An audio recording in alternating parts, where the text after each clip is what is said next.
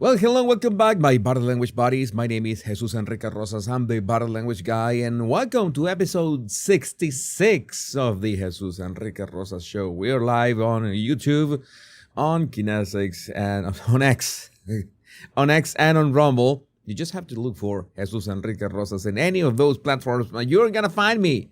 You're gonna find me there. It's very easy. Also, after this show ends, you will be able to download and listen and do whatever you want on Spotify, Apple Podcasts, iHeartRadio, and Amazon Music as well. No way that you can miss any part of my show. We have a packed show today.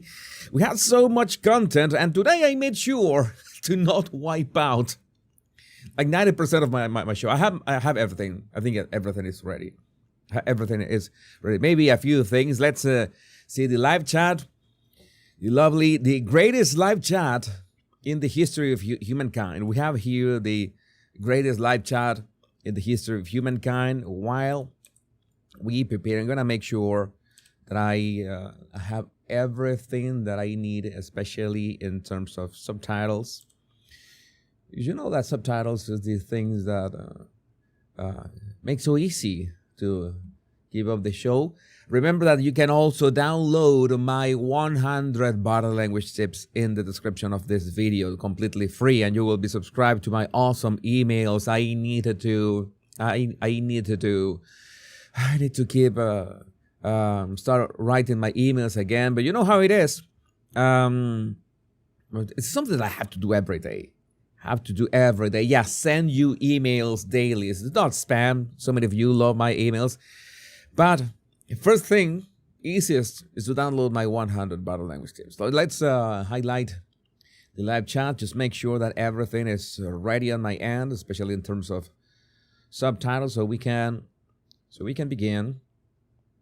We are gonna be talking about that bishop or bishopess. How do you say that? A female bishop. How is that a thing? A bishopess? Bishopess is that a thing? I don't know.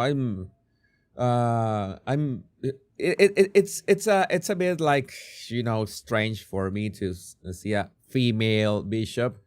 It's not about sexism. It's like I was raised Catholic, la Iglesia Romana, Católica y Apostólica. And what? Una mujer cura? No, eso nunca lo vi. I never saw something like that. But, I guess that some churches are different. But this one became famous,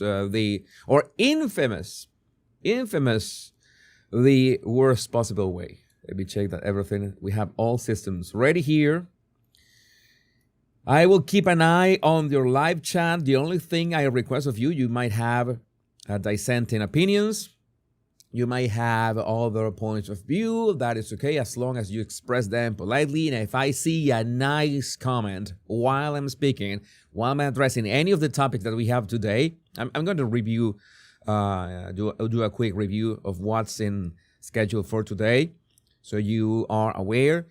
We're going to be talking about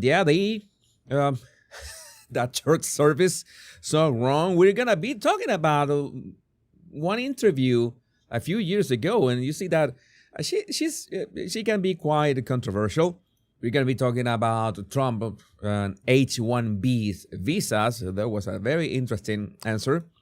Pete Hegseth controversy, which is not a controversy, it's more like misinformation, and we're going to clear that up. What else? We have Tom Homan making Dana Bash feel really uncomfortable live on TV. It's like, that is always wonderful to watch. What else we have here? $500 billion for an AI initiative with the OpenAI. Oh my God, I have my doubts. Also, Larry Ellison talking about, extreme China surveillance for America. I don't like that. AOC is in the house today as well. We're going to be talking about AOC antics. And what else? This Eric Adams is on the show as well. That's a lot of stuff. And what else we have here? Senator Chris Murphy accuses Elon Musk of doing a Heil Hitler whatever. And we'll be addressing this. And of course, if this wasn't enough, we also have, we're going to review that Prince Harry settles lawsuit against Rupert Murdoch. Oh, he was in it for the money. I'd always tell you that follow the money, and you will find the truth. You will find the truth. Just, let me see.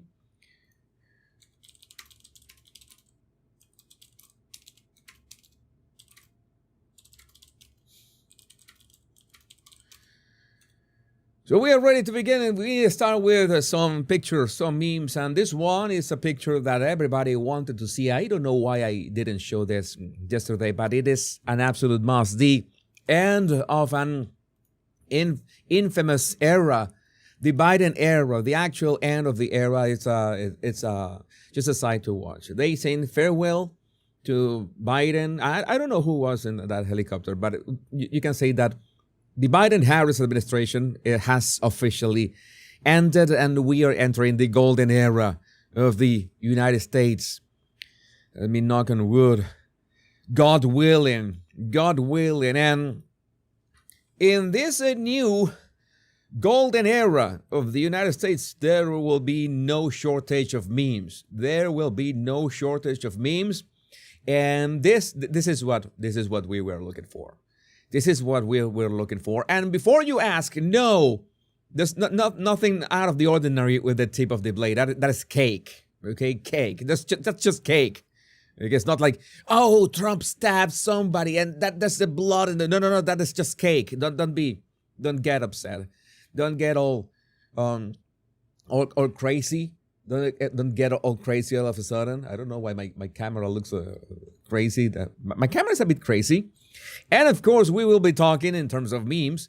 We will be talking about that bishop or bishopess. Bishop or bishopess? Is that? Again, I don't know if I can say that word. Is that appropriate? But this from the Right to Bear memes, one of my favorite accounts of X.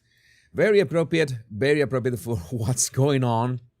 And this is, we are not even 48 hours into this. We have more than 1,400 days ahead of us. There's going to be an endless amount of memes to watch, and we will be there. We will be there for it. And of course, when it comes to misinterpretations of the news, we have this as well. That that everybody was accusing Elon Musk of doing a Nazi salute, and well, what is this called? Heil Swiftler.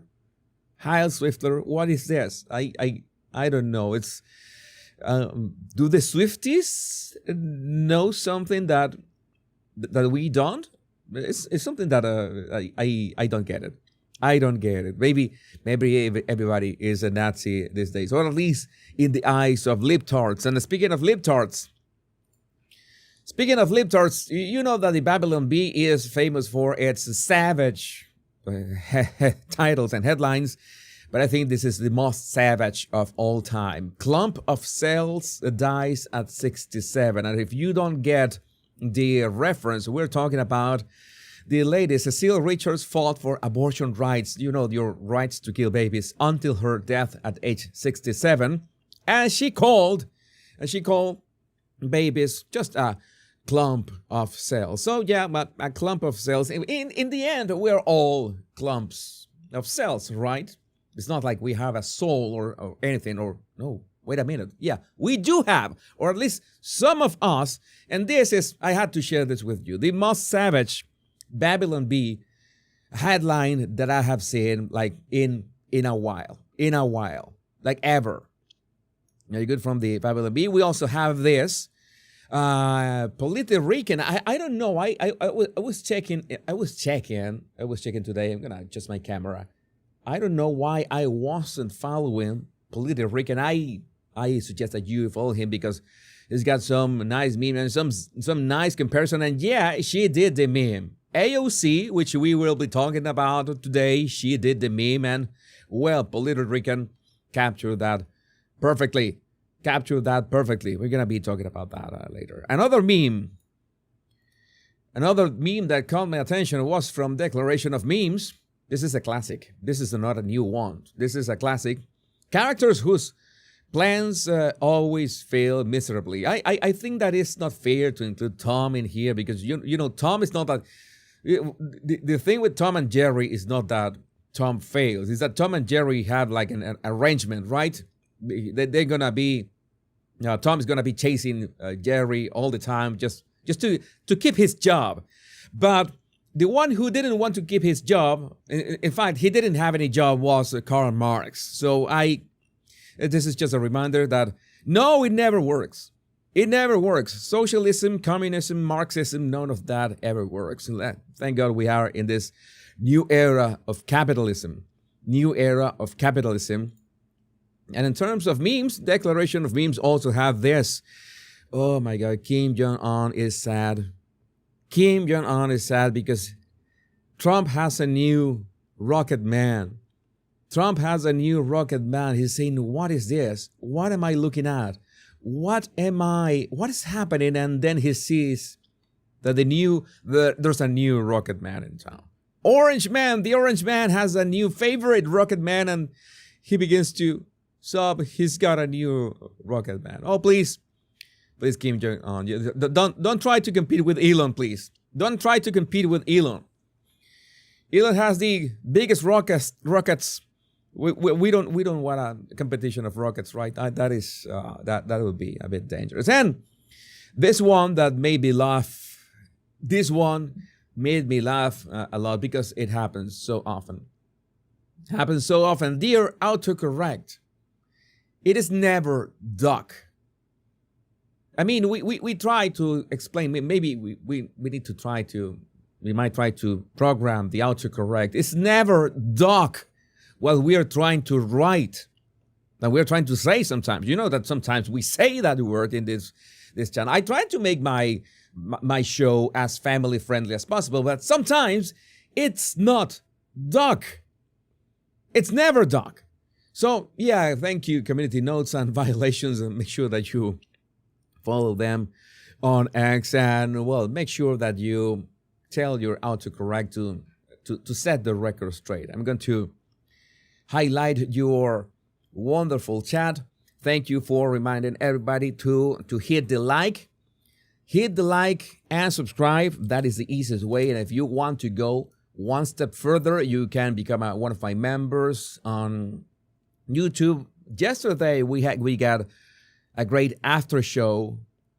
After show 65, we got a great after show. We were talking about a lot of stuff with the members of this private community we have on YouTube. There's a button that says join, right to subscribe so you can become a member. We were like 2 hours. I was editing and doing some stuff, and we were having just a great time. But, right, so we are ready to begin. What happened? So we are ready to talk about what happened at that service. Everybody was asking me, analyze Trump's body language and Melania's body language and Vance's body language, because everybody was like in shock when they were listening to these words of this bishopess. Again, I don't know. This is an actual picture, by the way. This is an actual picture of her. You can see that she's got all the, let's say, blue party energy. That purple hair barista energy. You know the type. I don't want to stereotype because there's so many people that fall outside of that. So many people that like purple hair, but they are not purple hair, if you know what I mean. But when you see this face. When you see this face, you just realize, oh, wait a second. Are my glasses working? Because for 1 second, I thought that, what happened to Kevin Bacon? But no, it's not Kevin Bacon. It's a woke bishopess. Bishop, I don't know how to say that. Well, she was the one who started this all. And what was the body language reaction that we're looking for? The body language reaction, we're going to see a couple angles. This is like the first one that we're gonna see in which we can see everything happen at once. We're gonna see various angles so we can see the action, so to speak, at once. This is the most complete one. Gonna play it so you can hear it for yourself. In the name of our God, I ask you to have mercy upon the people in our country who are scared now. Yeah, when she says, we are scared now. No. I don't think that you are scared. I don't think that you're scared. You will be scared after you say these words, but let's move on. There are gay, lesbian, and transgender children in Democratic, Republican, and independent families. Okay, but I'm going to just let her continue. I'm going to have a word after this. Some who fear for their lives. And the people who pick our crops and clean our office buildings, who labor in poultry farms and meat packing plants, who wash the dishes after we eat in restaurants and work the night shifts in hospitals, they may not be citizens or have the proper documentation, but the vast majority of immigrants are not criminals. They pay taxes and are good neighbors. They are faithful members of our churches and mosques, synagogues, wadara, and temples. I ask you to have mercy, Mr. President, on those in our communities whose children fear that their parents will be taken away. This is manipulation at its best. We haven't even taken into account body language. But this is manipulation at its best, okay? This is important. This is important. Yeah, and racist at the same time. I see your comments as well. And that you help those who are fleeing war zones and persecution in their own lands to find compassion and welcome here.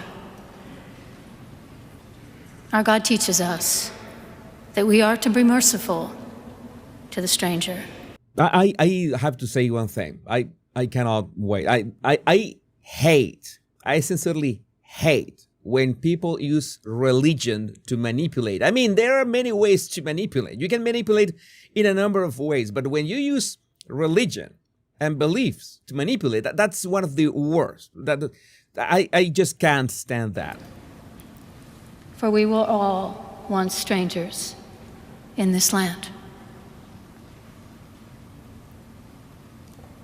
May God grant us the strength and courage to honor the dignity of every human being. Well, we could start with American citizens if you're in America. We could start with Canadian citizens if you're in Canada, and so forth, because that's what borders are for. To speak the truth to one another in love and walk humbly with each other and our...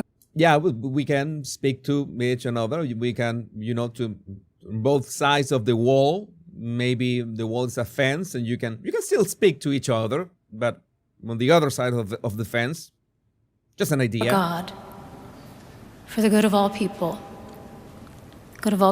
in this nation and the world.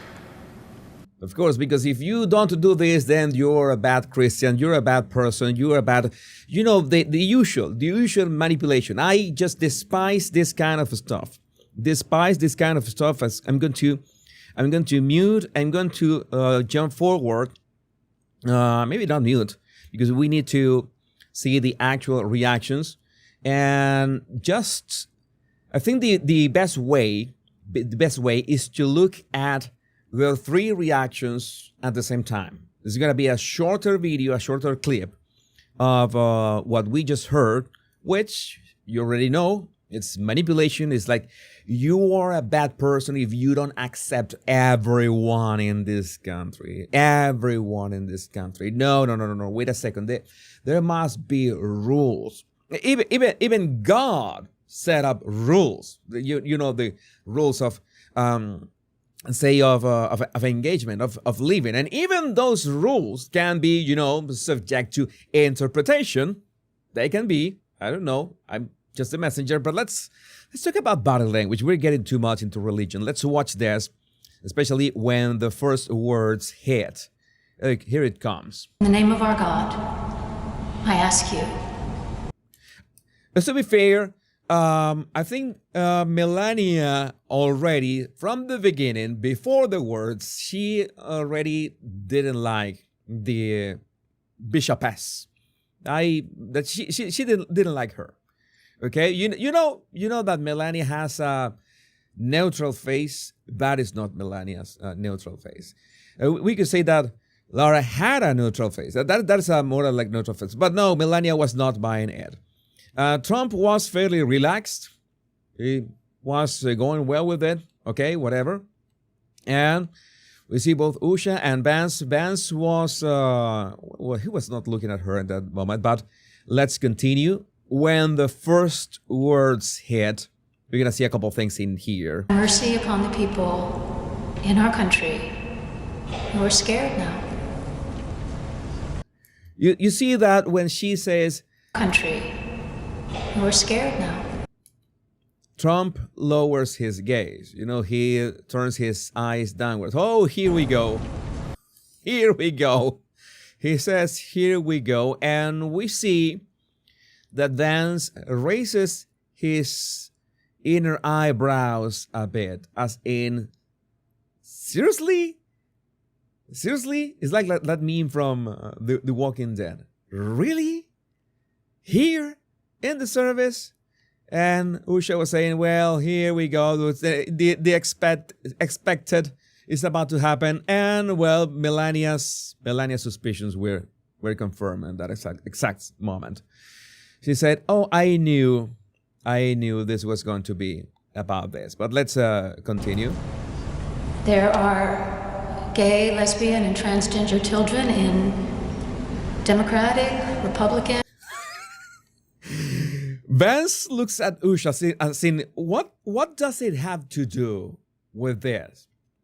I mean, what does it have to do with the service? He's trying to, Vance is very empathic of when this is going on. He's the one like looking at Usha. He's the one looking in the direction of Trump. Like, seriously, this is really happening right now? Am I hearing this right? And you see that Melania also looks downwards, as in, no, this is gonna be headlines tomorrow. This is gonna be headlines tomorrow. But it's the usual, right? It's the usual. When we're talking about Trump, we're gonna have headlines every day, and we are here for it. Independent families, some who fear for their lives. You see that when she says that those families fear for their lives, Trump lowers his gaze again just a bit. He does. It was a very long blink. Who fear for their lives. As in, no. And Vance doubles down in the, you can't be serious. You can't be serious about this. You're going to use this moment to proselytize. Is that a word? It's I don't know if I'm using the right word for that. But here we go. And the people who pick. Notice that after all that has happened, there is a very very subtle gesture, let's say, from Melania. You have to learn to spot these kind of things. It's not a gesture in her face, but in her body. Look at how her body like leans back. Okay, she's trying like she's trying to get away, like go backwards from the bishopess. And the people who pick our crops. You notice that, right? She did this, like, okay, she feels that rejection. Trump is trying to play it cool. He hasn't moved an inch. He hasn't changed his facial expression. And Vance is, oh my God. We will try to play this cool. I'm going to try to play this cool. And clean our office buildings, who labor in poultry farms and meat packing plants. The thing when she says the people who pick our crops, and that was a bit racist. That was a bit racist because it's like we're talking about people that pick the crops. That was actually what century are we talking about?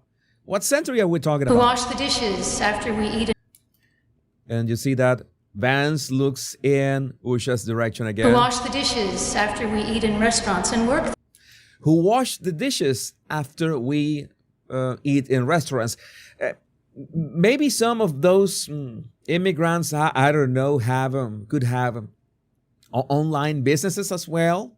Maybe, you have to stereotype them that way. Oh yeah, because you have to paint them as victims of the capitalist system. It's all in the end the same. It's a Marxist message to make people look like victims of the system. Oh, they are victims of the system. They wash your dishes after you eat at fancy restaurants. That is manipulation. That is plain and simple manipulation. That I guess that Vance is looking at Usha and saying like, that is the all this trick in the bag. What are we supposed to do? Feel bad about that?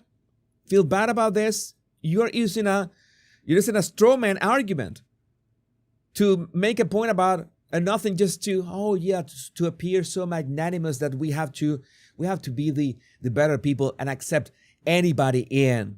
No, that is plain and simple manipulation. That is plain and simple manipulation, and nobody should be allowed to be treated this way. Not countries, not individuals, and that's why I make sure to show you how people manipulate, how people use these tactics to literally apply manipulation. Restaurants and work the night shifts in hospitals. It was my favorite part in terms of body language, because finally Trump shows one emotion, especially after the washing the dishes. He realizes that it's plain and simple manipulation, and look what he does with his face. Restaurants and work the night shifts in hospitals. They may not be citizens or have the proper documentation. He finally says, I cannot believe this is happening. It's like, has that way of moving his mouth, of pressing his lips, and say that he's really, maybe we could say that he's upset of why use a service to speak that way. Oh yeah, manipulation. Who wash the dishes after we eat in restaurants and work the night shifts in hospitals. They may not be citizens. I don't know. I would like to know who was seated to his right, but it's like, oh wait, can you imagine this? And Melania, if looks could kill. I saw a comment. I apologize. I don't remember who made that comment. If looks could kill, Melania would be an entire firing squad. Melania was not happy, and Vance was, doing his classic fourth wall breaking. I said, come on. What is this? Usha was just trying to go with that. But she was not impressed. I am not impressed, is her facial expression. I told you that this was going to be body language platinum, and it didn't disappoint. Have the proper documentation. But the vast majority of immigrants are not criminals. That's something that you have to understand. The way that she uses those words. The vast majority of what? But the vast majority of immigrants are not criminals. The vast majority of immigrants. Oh, she uses the umbrella term. I've told you about how toxic people use umbrella terms to make everybody in the same bag. Yeah, many immigrants, when you use the word immigrant, many of them came to the United States in legal ways. They enter the United States legally, and they earn their green card legally and their citizenship legally.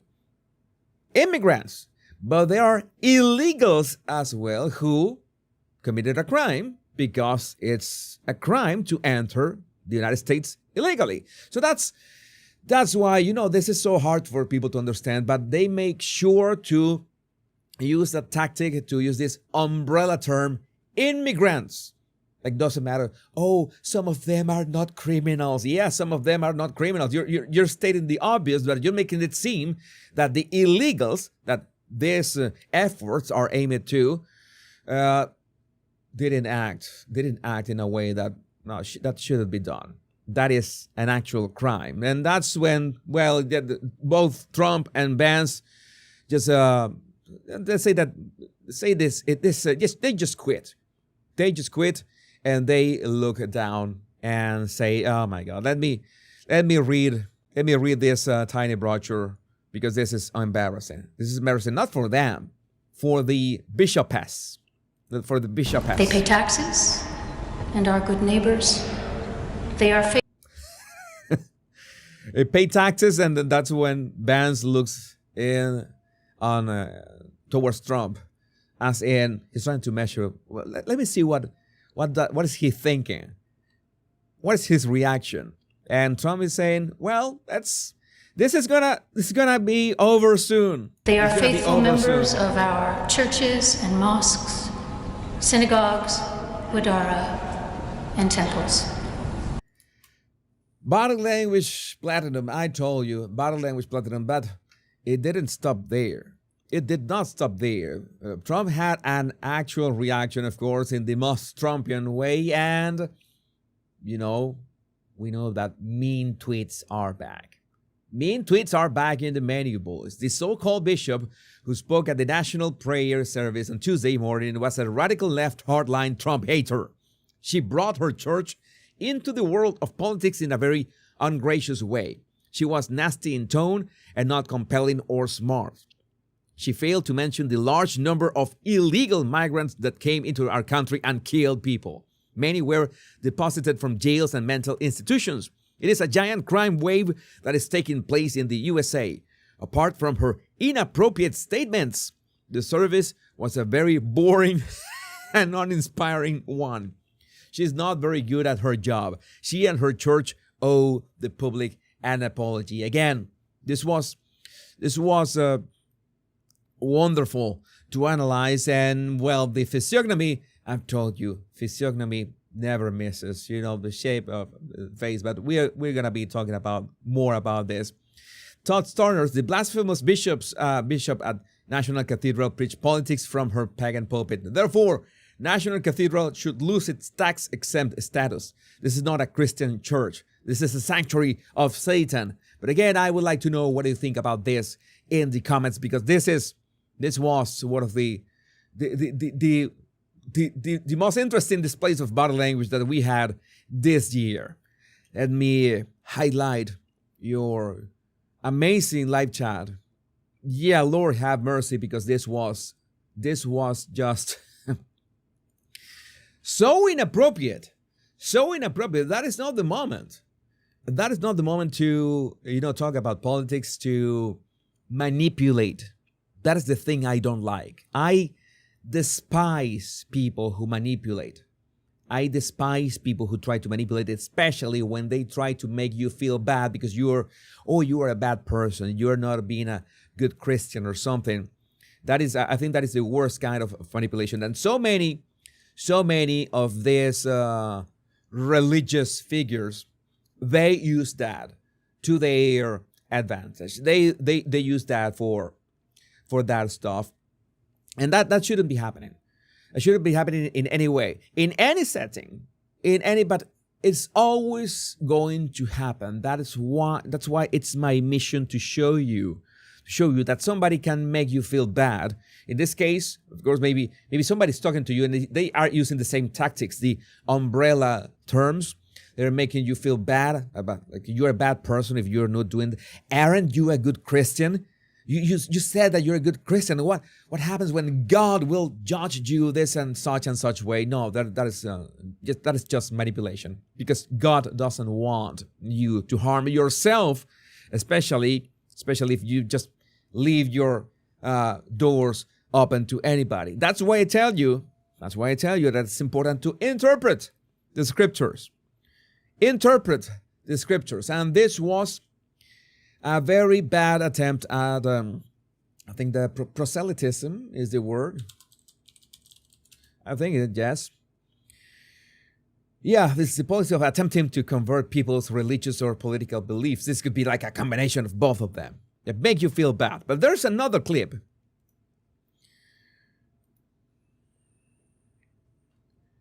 There is another clip that I want to show you. Thanks to Mace Moore on X, one of my favorite accounts, that Mace finds all those clips lost in time, and this is how we can get a better sense of what kind of people we are dealing with. This is the kind of people that we are dealing with. In June 2020, rioters in D.C. had just set fire to her church, a church she oversees, and Bishop Marian Bude goes on PBS to blame Trump for inciting the violence. She's a woke lunatic who belongs on The View, not in a church. And in fact, she's gonna be featured on The View. I think like right now she should be, as we are speaking, she should be as a special guest on The View. I will try to cut back on analyzing clips from The View, because I think that is a bad idea to give them more exposure. But if there are good clips from her and that in that shithole of a program, maybe I will feature. But we have this, and let's try to make it from her words and her demeanor and her expression, the kind of person that we are talking about. The kind of person that we were talking about. By the way, who decided that service to be in that church, if they knew that this was going to happen? We are upset about the fire as well, but that is not our primary focus. Our primary focus is the fundamental reasons behind the protests in our country right now. There is a deep desire for the fundamental issues at stake, brought to light by the murderous death of George Floyd. Well, I'm not pleased. Yeah, you know where she's coming from. This is where she's coming from. This is like a woke zealot. A woke zealot. This is my question, Saltzila. This is my question. Who set that service up? That was a setup. Who set that up? I'm not gonna complain. That is entertaining. At the end of the day, it's entertaining, and it teaches us how to spot people, how people manipulate, and how to spot those tactics. That is important. But that is a good question. Who set that up? Who set that service up? Others that we've witnessed in this long string of violence against Black and brown people, that needs to be addressed in a systemic. Wait a second. And what happens with the white and Asian people? And I don't know, that there must be aliens there as well. The green people. What about the green people? The violence against aliens. Not about illegal aliens. No, actual aliens, like tiny green Martians and all the stuff. Where do you leave the whites and Asians? Why only Black and browns and everybody in between? That because it's like a spectrum, right? How do you define when somebody is brown or Black? You have some kind of Pantone chart for that at your church? Fundamental way in the from every police department in the country and the vigilante. You see that she's got those delighted, it's a bit of maybe Jupian delight. Like she likes to talk about this. She likes to feel like, I'm talking about, how these people are in danger, and how I'm talking in their behalf. Oh, yeah. Actions that are taken. The gospel of Jesus and the teachings of the scripture are antithetical to the messages that he is communicating and the way he's responding to people in this. I remember that scene from Airplane when the protagonist is talking to this guy. The guy begins to, pour gasoline over himself. In this moment. And that there is no spiritual mantle of authority for the actions that he had just moments before said that he would take. It's woke, it's a zealot, it's a lunatic, and also speaks in word salads. What more can you ask for? What more can you ask for? You told the Washington Post yesterday, and I'm quoting, everything this president has said and done is to inflame violence. We need moral leadership, and he's done everything to divide us. Is there any way to begin to heal this breach? Now we understand Melania's face at the service, right? Melania knew where this was going. Melania knew. She knew. That you're describing. Well, we see examples of people attempting that across the country. The police officials and officers who are moving into the crowds to speak to them, the people who are acknowledging pain and seeking to make fundamental change for the good of the nation, and in particular for the safety and dignity of Black and brown people in this country. So yes, there are any number of steps that any one of us can make, including the president, to heal the breach. Yeah, make it about Trump. Make it about Trump. But it isn't by inflaming emotions. It's trying to bring them down and trying to offer a word of unity rather than division. I'm gonna tell you this is there you have your mugshot. You have your mugshot of of the lady in question. And good comment, Lemon Trifle. Good comment. I can't see any compassion in her, only self-satisfaction and smugness. Yeah, it's like these are the kind of people that they try to impose their views in you, and they're very good at that. They're very good at that job. And what we should do is to spot not only their body language patterns, but also their speech patterns. What do they say? How do they express about certain matters? Do they express in a straightforward manner, in simple words? Do they try to make themselves understood? Or do they speak in word salads to look, more knowledgeable, or have this, I don't know, there's a word for that. You are in this metaphorical pulpit, being sanctimonious about your ideas, your holier than thou attitude. So I'm really fed up of that kind of people. And we're not talking about religious people, only religious people. Like, somebody can be an atheist and also be a great manipulator with the same tactics and with the same attitude. And once you start to spot the patterns, you can, all right, I know where this is coming from. The good thing is that once you start to spot the patterns, it becomes easier to issue counter arguments or counteract them. How do you counteract them? Well, asking questions. Okay, well, then let me, why only, as I say, why only blacks and browns? Why only blacks and browns? What about whites? What about Asians? Oh, Asians as well. Oh, who is committing the violence against Asians statistically? Oh no, there's that is the kind of things that we have to do. Ask questions, but before we ask the questions, we need to listen and be able to spot manipulation when we see. And this is the kind of manipulation that you need to learn how to spot. I would love to know, what do you think about this in the comments? And now let's highlight the greatest live chat in the history of humankind. So many great comments. I try to keep an eye on all your comments.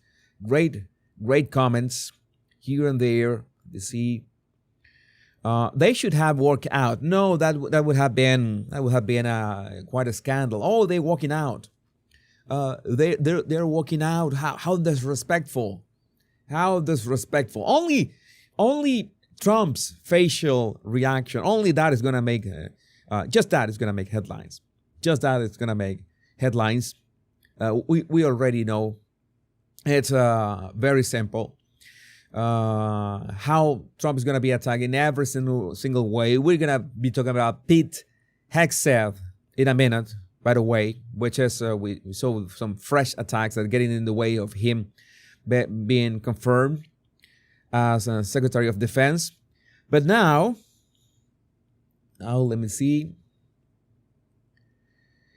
Now that we were talking about Trump and we were talking about immigration, it's a hot topic defined when we talk about H-1B, the visa that has been abused in so many ways in the United States by companies to bring, well, let's say, cheap labor and to displace American workers. This is not a secret to anybody, And this was, a very heavy discussion at the end of last year. And in fact, Vivek Ramaswamy got a lot of flack about that. So once Trump gets actual questions from the press, and one of the questions is about H-1B, this was his answer. So let's take a look at his answer so we can assess his words and what is his actual opinion about the H-1B visas. Go ahead. Mr. President, there's been some debate within your orbit over whether or not to keep or eliminate H-1B visas. What's your position on that? Do you want to keep H-1Bs or do you want to get rid of them? I like both sides of the argument, but I also like very competent people.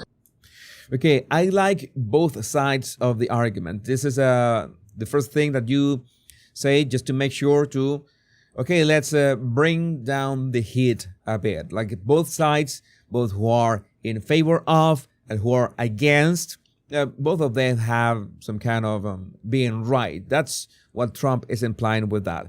Let's listen until the end, and I will analyze the whole thing. H-1Bs or do you want to get rid of them? I like both sides of the argument, but I also like very competent people coming into our country, even if that involves them training and helping other people that may not have the qualifications they do. But I don't want to stop. And I'm not just talking about engineers. I'm talking about people at all levels. We want competent people coming into our country. And HB1, I know the program very well. I use the program. Maitre d's, wine, experts, even waiters, high quality waiters. You got to get the best people. Now, then you go into people like Larry, and he needs engineers, and Massa needs, and this gentleman needs engineers like nobody's ever needed engineers, right? So we have to have the quality people coming in. Now, by doing that, we're expanding businesses, and that takes care of everybody. So I'm sort of on both sides of the argument, but what I really do feel is that we have to let really competent people. So let me get it straight, and I have to ask a question. I would like to ask a question directly to President Trump. Why would you need high quality waiters coming from abroad? Okay, can't you? I don't know. This is a question. I have never been a waiter. I don't know if I would have the thumb strength to be able to carry all those platters and have the equilibrium and the balance and the stuff. But can't you have high quality waiters? Let's talk about waiters inside the United States. You have to talk about wine experts and high quality waiters, and use specifically those examples when talking about H-1B visas. My question is a legit question. Can't you find them inside the United States? Are there any Americans willing to, maybe fire up YouTube? How to become how do I practice to be a waiter? All right, get yourself a platter like this, put some stuff, and try to walk without anything falling down. There should be a science to that. But when we jump into engineers, that is the actual thing that we should be talking about. Economists nowadays worldwide are about knowledge economies. Even more so, we're talking about an era of AI. In the era of AI, counterintuitively, we need better and better engineers.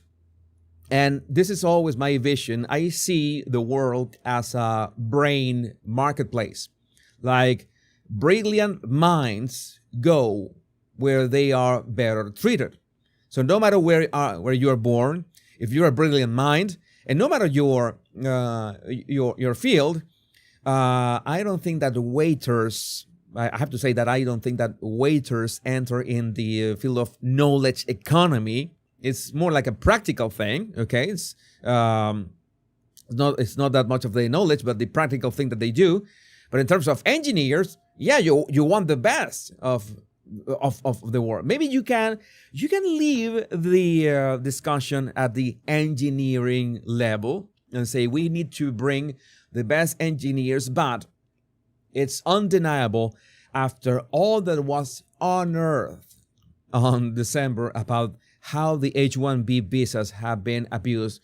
No, the United States is not bringing the best, only the best engineers. The United States is importing anybody who can be exploited and for cheaper because they depend on that H-1B. That is a reality. I made a video about that. It's this conflict of interest. If you bring in people who locals, Americans, have to train them to do their jobs, and these people who come from abroad, they depend on that, on their job to stay in the United States and maybe to bring, to send money home. And that conflict of interest makes that, well, if you're their boss, then you know that you can you can push them a little harder. You can suggest that they keep working on weekends for the same pay. I don't know if that's legal, but you know how it is. You can make them work harder and push them harder because they have no other option. That causes this conflict of interest. That's what I'm worried about. And Trump talks about waiters and wine experts. I don't know. That was I think that was a bit misleading. I think that until the dust settles in the other topics, this topic is going to be brought again at some point. This topic is going to be brought again. My guess, he's trying to be ambiguous. The waiter, the high-skill waiter, is a bit disconcerting. I wouldn't be surprised that the waiter part could be let's say done by robots at some point. I don't know, but maybe the suggestion, maybe the human part, maybe the human interaction that's not gonna go anytime soon. But it was a bad comparison. If you leave the conversation at the knowledge economy level, I'm game.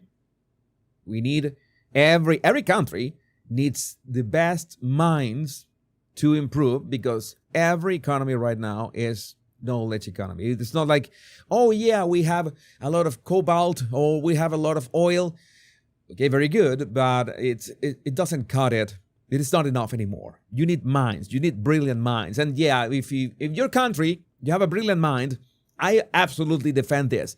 If you are in your country, any country, you're a brilliant mind, you know your skills, and you know that you cannot use your skills at full throttle, at full speed, at full capacity, then you absolutely must go to a country that, well, welcomes you and your abilities and your skills.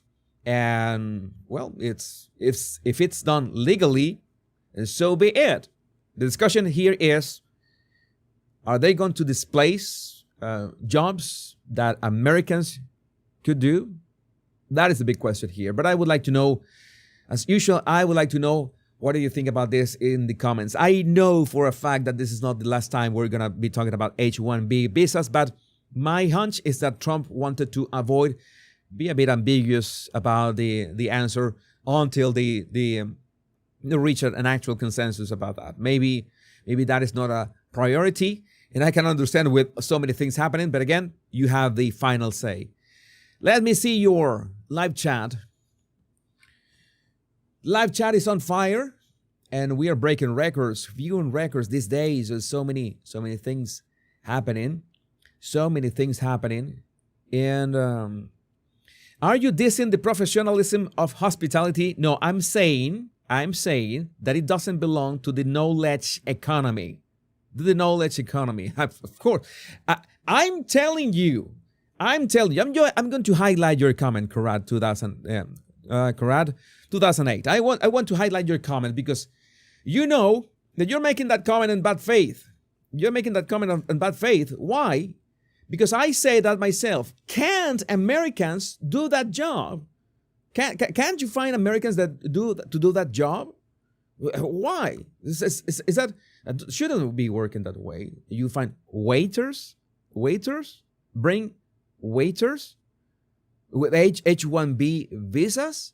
No, wait a second. And we need to set the record straight about this. How many people can be top 1% waiters? And how many people can be top 1% AI engineers? I rest my case with that question. But there's a lot of misinformation also going in the news. There is a lot of stuff going in the news. And in this case, when we talk about misinformation, we need to address the misinformation campaign that has been, only 24 hours happening on Pete Hegseth, who is, on its way to be confirmed as Secretary of Defense. But we have this. This portal saying this. New Pete Hegseth, former sister-in-law, said that his ex-wife feared for her safety.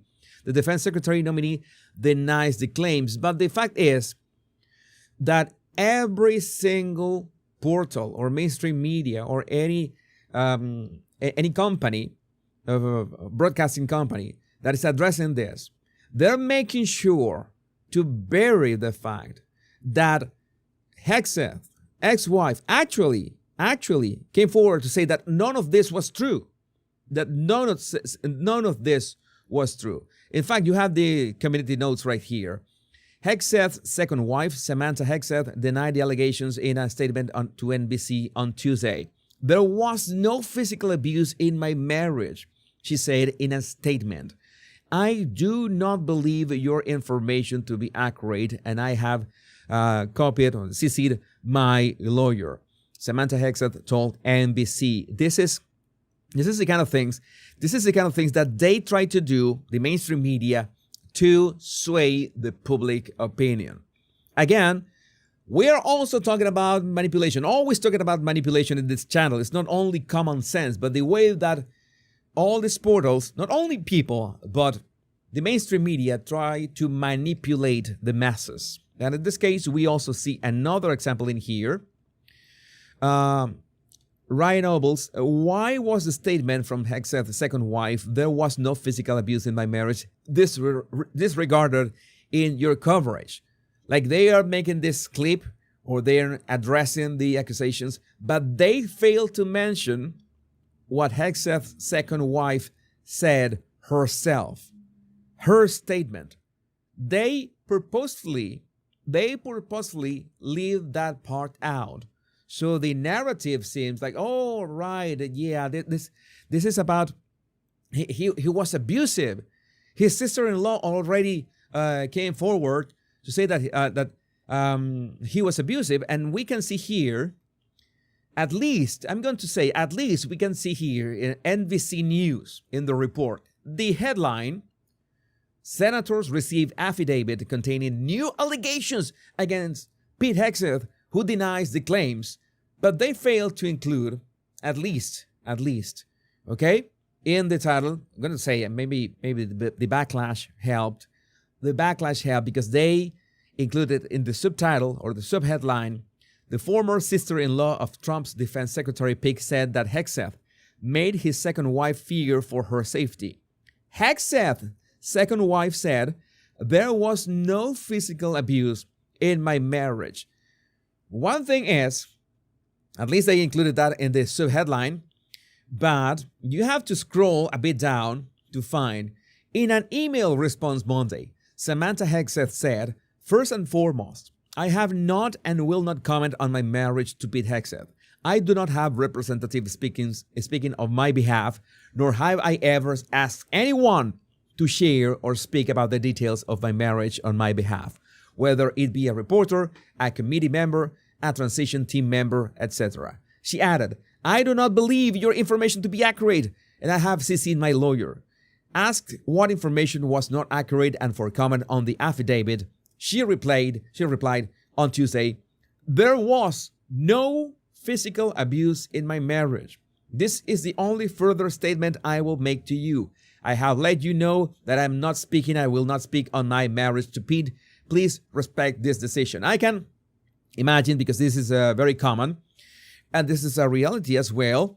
And in some instances, I'm not saying that this is a reality in this instance, that there are other forms of abuse. We have talked in this show about psychological abuse, but we have no record of that. And for some reason, we understand, for some reason, Samantha Hexeth is coming forward to set the record straight about the affidavit. And for some reason, of course, the reason that we all know, the mainstream media is making sure to hide as much as possible that part of the story. In fact, thanks to Lives of TikTok, the New York Times, which, well, we already know the credibility and the track record of the New York Times. The New York Times posted this disgusting hit piece on Pete Hegseth, requiring you to scroll to the bottom of a paywall article just to find out Pete's ex-wife denied the abuse claims. These journalists are sick. And how do they manage the headline? Hegseth ex-sister-in-law tells senators he was abusive to second wife.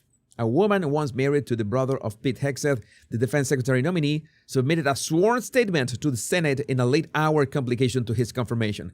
His attorney denied her account. You know that they are going to do anything that they can. I believe that the current vote is 15-14. That is the last thing that I knew. Maybe tomorrow we will get something more definitive. And we got people, journalists on X, trying to, we have the big scoop about this. We have the big scoop.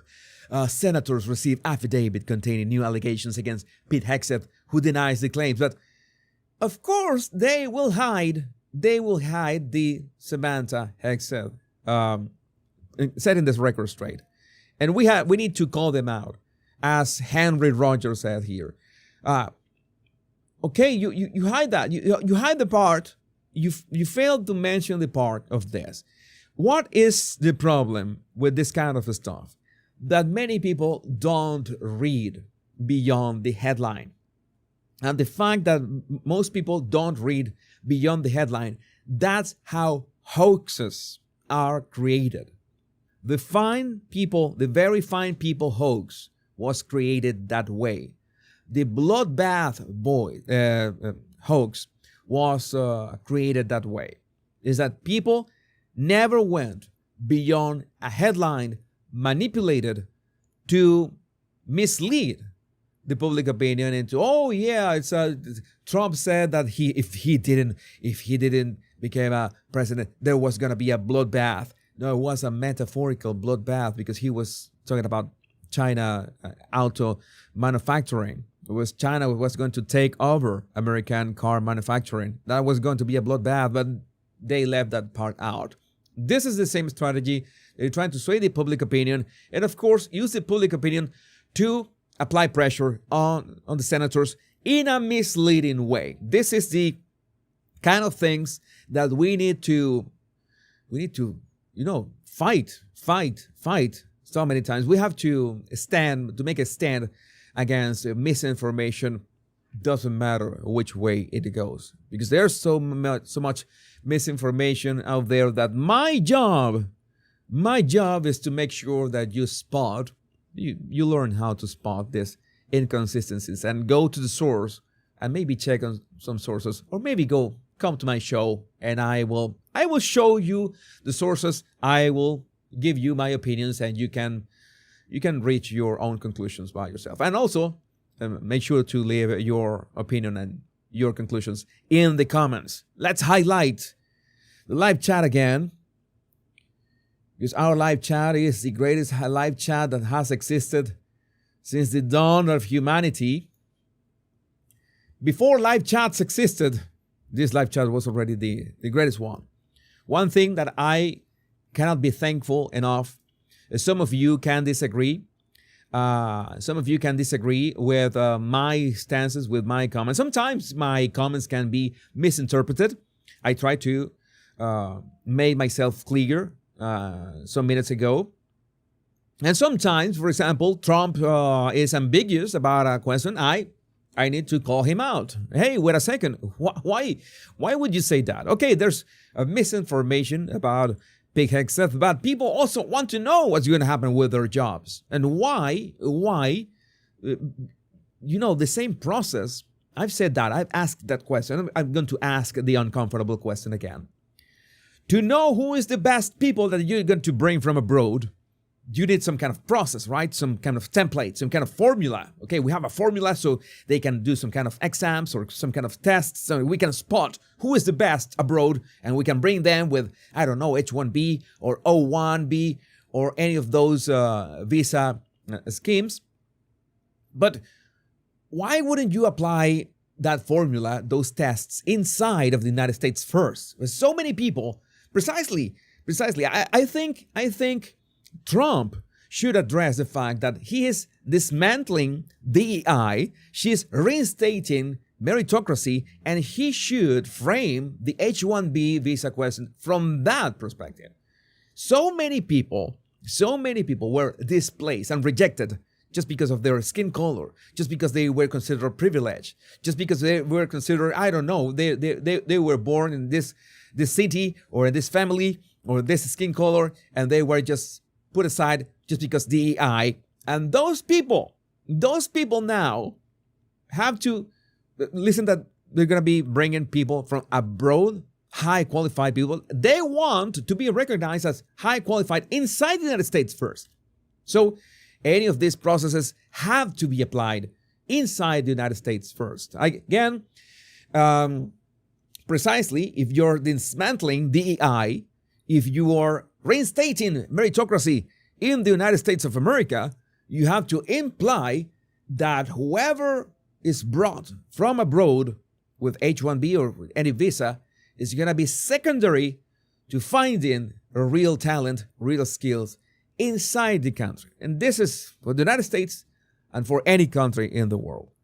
For any country in the world. So that's one thing. That's one thing that also it's I think it's very important. Oh my God, we have another topic. We have another topic of immigration. This is gonna be good. It's gonna be good because we're gonna be talking about the one and only. We're gonna be talking about the one and only Tom Homan, and you know that this guy is not playing games. When we watched Dana Bash do a double take in shock and horror as Tom Homan explains to her that an illegal alien doesn't have to be convicted of a serious crime to face deportation, because only the fact that he's an illegal means that he already has committed a crime. But well, so many people are not ready for this conversation, but we better just watch the video first. And so what is happening as we speak is limited to those with criminal records? That's the target of this operation. But like I said many times, in places like sanctuary cities where we can't arrest a bad person in the jail, we would like to have access to the jail to arrest a criminal alien in the safety and security of a county jail, which is safer for the community, safer for the officers, and safer for the alien. That's something interesting, right? There are already these illegals that are in jail. It will be so easy to spot them because, well, everybody knows that they are illegals. But the sanctuary cities, the sanctuary city concept, for me, in my opinion, and this is just a personal opinion, is one of the most retarded ideas in the history of humankind. A sanctuary city. And San Francisco was the first sanctuary city. I mean, that is one of the worst ideas. You know that I made a video of Anthony Fauci a while ago. I was talking about bad ideas, and we were talking about dangling baby cages. But sanctuary cities, no, that earns the retard award to worst idea ever. Well, we continue. But when you release a public safety threat out of a sanctuary jail and won't give us access to him, that means we got to go to the neighborhood and find him. And we will find him. But when we find him, he may be with others. Others that don't have a criminal conviction but are in the country illegally, they will be arrested too. because we're not going to strike. And this is the difference between the last administration and this administration. ICE is going to enforce the immigration law. There's nothing in the INA, the Immigration Nationality Act, says you got to be convicted of a serious crime in order to be removed from this country. So the law is really clear. You don't have to be convicted of a serious crime to be removed from the country. He is very clear about this. There's going to be more collateral arrests in sanctuary cities because they forced us to go in the community and find the guy we're looking for. Let me just make sure that I understand what you're saying, because let me sure if I'm in shock. at first you said that the first targets are those with criminal records, but you are also saying that those who are undocumented in the U.S., also who don't have criminal records, people who are working in their communities, maybe even have spouses who are American citizens, they could be swept up with ICE today as well? What I'm telling you is when we go find our priority target, which is a criminal alien, if he's with others in the United States illegally, we're going to take enforcement action against him. We're going to enforce the immigration law. It would be easy, right? If you see somebody who is illegal in the United States and they go for that illegal and they find other illegals, all right, well, we're gonna it's like Pokemon. It's like Pokemon. We're gonna catch them all. So it's better if you point us directly to those who are in jail so we can warm up with this, and we do this in a controlled manner, and we can do this in a civilized way. But I can't help, for the life of me, understand how people have been so brainwashed in these cities and say, "Oh, that's okay. We love being a sanctuary city. We have our arms open for anybody who wants to come here, and we'll give you shelter. We will give you food. We will give you mobile phones. We will give you, plane tickets if you want to, go to other parts of the country if you have family or friends there." Although I don't think that is the reality right now. We will be talking about Eric Adams later as well. Well, we continue. Tom Hammond. What happens then? So the ICE officers gets an individual or a set of individuals and apprehends them. What next? What do these ICE officers do with them? Because in some cases, and you know this far better than I, they haven't been deported in the past because their country of origin won't take them. Well, maybe that's why Trump wants Greenland. I also saw that suggestion on X. I think that is a nice suggestion. Maybe you can use Greenland as a huge detention center for these people while they are accepted in one way or another from their countries of origin. And you just send them to Greenland and to, I don't know, mine or something, meanwhile they wait. That is a better idea than having migrant shelters inside these cities.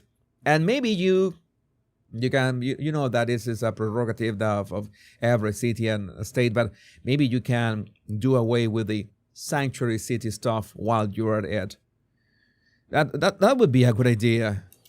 Well, what happens after arrest? They're taken to an ICE office and they're processed and put in detention. While they're in detention, ICE officers work on travel documents. The host country sends travel documents saying, yeah, this is our citizen, this is our national. Then we make flight arrangements. The problem is that we have issues. So many of you know that I come from Venezuela, and I know that Nicolas Maduro, who is actually is not really the president. He has been a dictator, a tyrant. He's not a dictator. He's a narco-tyrant, in fact. That is the actual term, because what is happening in Venezuela is a narco-tyranny. They're not going to accept the Tren de Aragua members. No, because that was Maduro's plan in the first place, to take the criminals out of Venezuela and into the United States. That was part of his arrangement with the gang leaders who are still in Venezuela. It's a bit complicated topic, but in the case of Venezuela, I know that Maduro will try to do whatever he can to not accept those people back. So I would like to know what is Tom Harman going to do about that. How is that going to work? That would be interesting. I I'm eager to know. So they could be in detention from a few days for a few weeks until that removal was made happen. What if the host country doesn't want them, as has happened in the recent past? We have various plans. We have Greenland. various plans. Other countries are willing to take them. We have third safe country removals. So that's something we're working through. But I think you're going to see less of the recalcitrant countries. Countries won't take their citizens back under this president, because this president has vowed that these countries will take them back. So I'll leave that up to the White House, but there will be negotiations with those countries who are pushing back on recalcitrancy, and they will be removed. Well, so far, I think Tom Homan means business. I see that his body language is solid. His answers don't. He has no delay. He has no. He's not stumbling in his words at all. He's very serious about this stuff. I'm sure that he has figured out pretty much everything from the ground up. He just needs. He's starting warming up, asking these sanctuary cities, hey, maybe it's a good idea if you let those guys who are in jail, that are maybe one or two, you hand them to us, right? Because if you release them into the wild, they're going to go with their illegal friends. And if we find those guys with their illegal friends, we're going to deport everybody at the same time. So it's not a bad idea. In fact, it's like it's a more efficient idea. It's more efficient if sanctuary cities collaborated with ICE. But you know how it is. They want to play the holier than thou. Now that we're talking about the bishopess, they want to play the holier than thou card. Oh no, we're gonna protect them because blah blah blah and such and such and such. Let's see how much of that. Maybe they're going to go full Eric Adams at some point. Who knows? But I would love to know what do you think about this in the comments. Let's highlight our live chat, which is the heart and soul. Our live chat is the heart and soul of our show. There's no doubt about it. No doubt about it. And which other topic? Oh, the following topics. One that is very close to me. Very close to my interests. Very close to my interests. And I'm going to need some water to address this, because we're going to be talking about AI and $500 billion that apparently they don't have. But, well, we need to talk about AI. We need to talk about AI.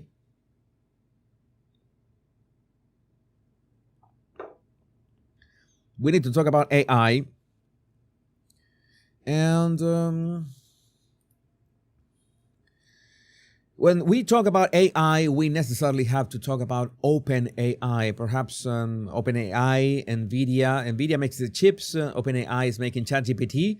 I don't know how many of you have tried ChatGPT. There are their pros and cons. I could talk about my experience with ChatGPT in a sense, but we are not here to talk about that, but the project. Announcing the Stargate project, a 500 billion AI, billion with a B, 500 billion with a B, AI infrastructure investment in the US. Sam Altman and President Trump say this is about building AGI, which stands for Artificial General Intelligence, will be like the next step in artificial intelligence. And the last step will be Artificial Super Intelligence, or ASI.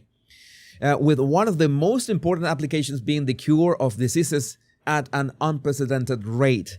Let's watch this video. Have this, I think we have double captions in here, but let's watch this. And I just want to say from the get-go, I already have subtitles. I don't need double subtitles. It's going to be a bit difficult to read. All right. I don't trust Sam Altman, just for the sake that he started OpenAI being a non-profit, and he made everything needed to make it a for-profit, and he is currently a billionaire thanks to that. He's valued in the billions thanks for that swap, and that's what upset Elon Musk so much. And let's watch this clip. I'm thrilled we get to do this in the United States of America. I think this will be the most important project of this era. And as Masa said, for AGI to get built here, to create hundreds of thousands of jobs, to create a new industry centered here, we wouldn't be able to do this without you, Mr. President. And I'm thrilled that we get to. I think it'll be an exciting project. I think we'll be able to do all of the wonderful things that these guys talked about. I don't know, but I've seen enough science fiction movies. I have read enough science fiction books. I've read enough comic books. I played enough video games. I've been a science fiction fan all my life, literally all my life. And I'm telling you, when you're going to pick somebody who looks like the villain, who's going to create a killer AI, this is the guy that you're looking for.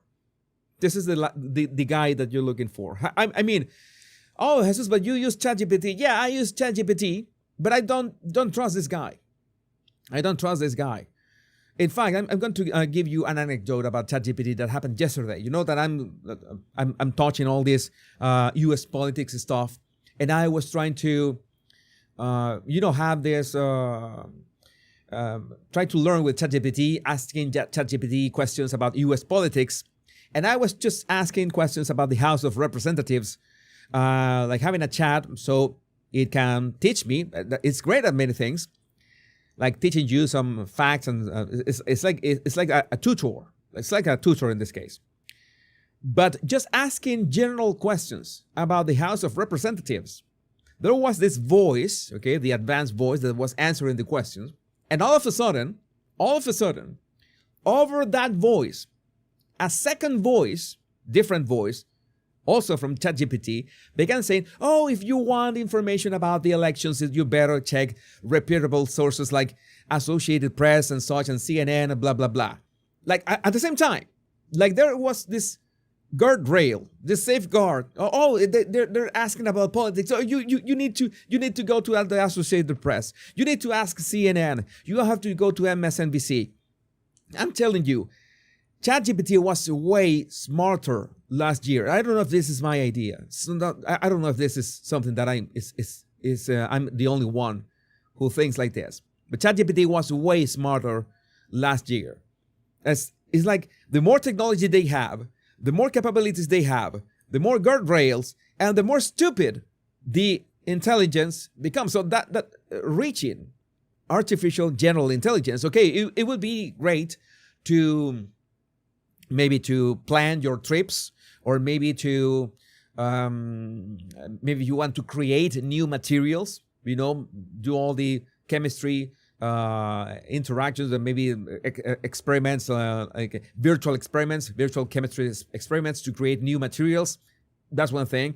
Maybe you can use artificial general intelligence to decipher the complete endocrine system of our bodies. Would be amazing, which will in turn will be very helpful to heal many metabolic diseases, which in turn will boost our life expectancy. All of that is great, but I don't know. I don't trust this guy one bit. I don't trust his motives. But the fact that we get to do this in the United States is... And the vocal fry. The vocal fry, man, that is science fiction villain. Spot on. Is, I think, wonderful. So thank you very much. Could you just say one word? I hear so many positive things about what it's going to do for medical research. And medical research, we know that AGI will be amazing for medical research. I'm all for that. If there are the clinical trials, that needed to approve experimental treatments for solving things, cancer and all the different problems. Okay, Trump is asking that question about medical research. These guys can maybe share more about some of the work they're doing there. I think they'll jointly be some of the leaders about driving progress here. But I believe that as this technology progresses, we will see diseases get cured at an unprecedented rate. We will be amazed at how quickly we're curing this cancer and that one and heart disease, and what this will do for the ability to deliver very high quality healthcare, the costs, but really to cure the diseases at a rapid rate. I mean, I have my ideas about AI. from a technical standpoint, if you want to just analyze something technically, that could work.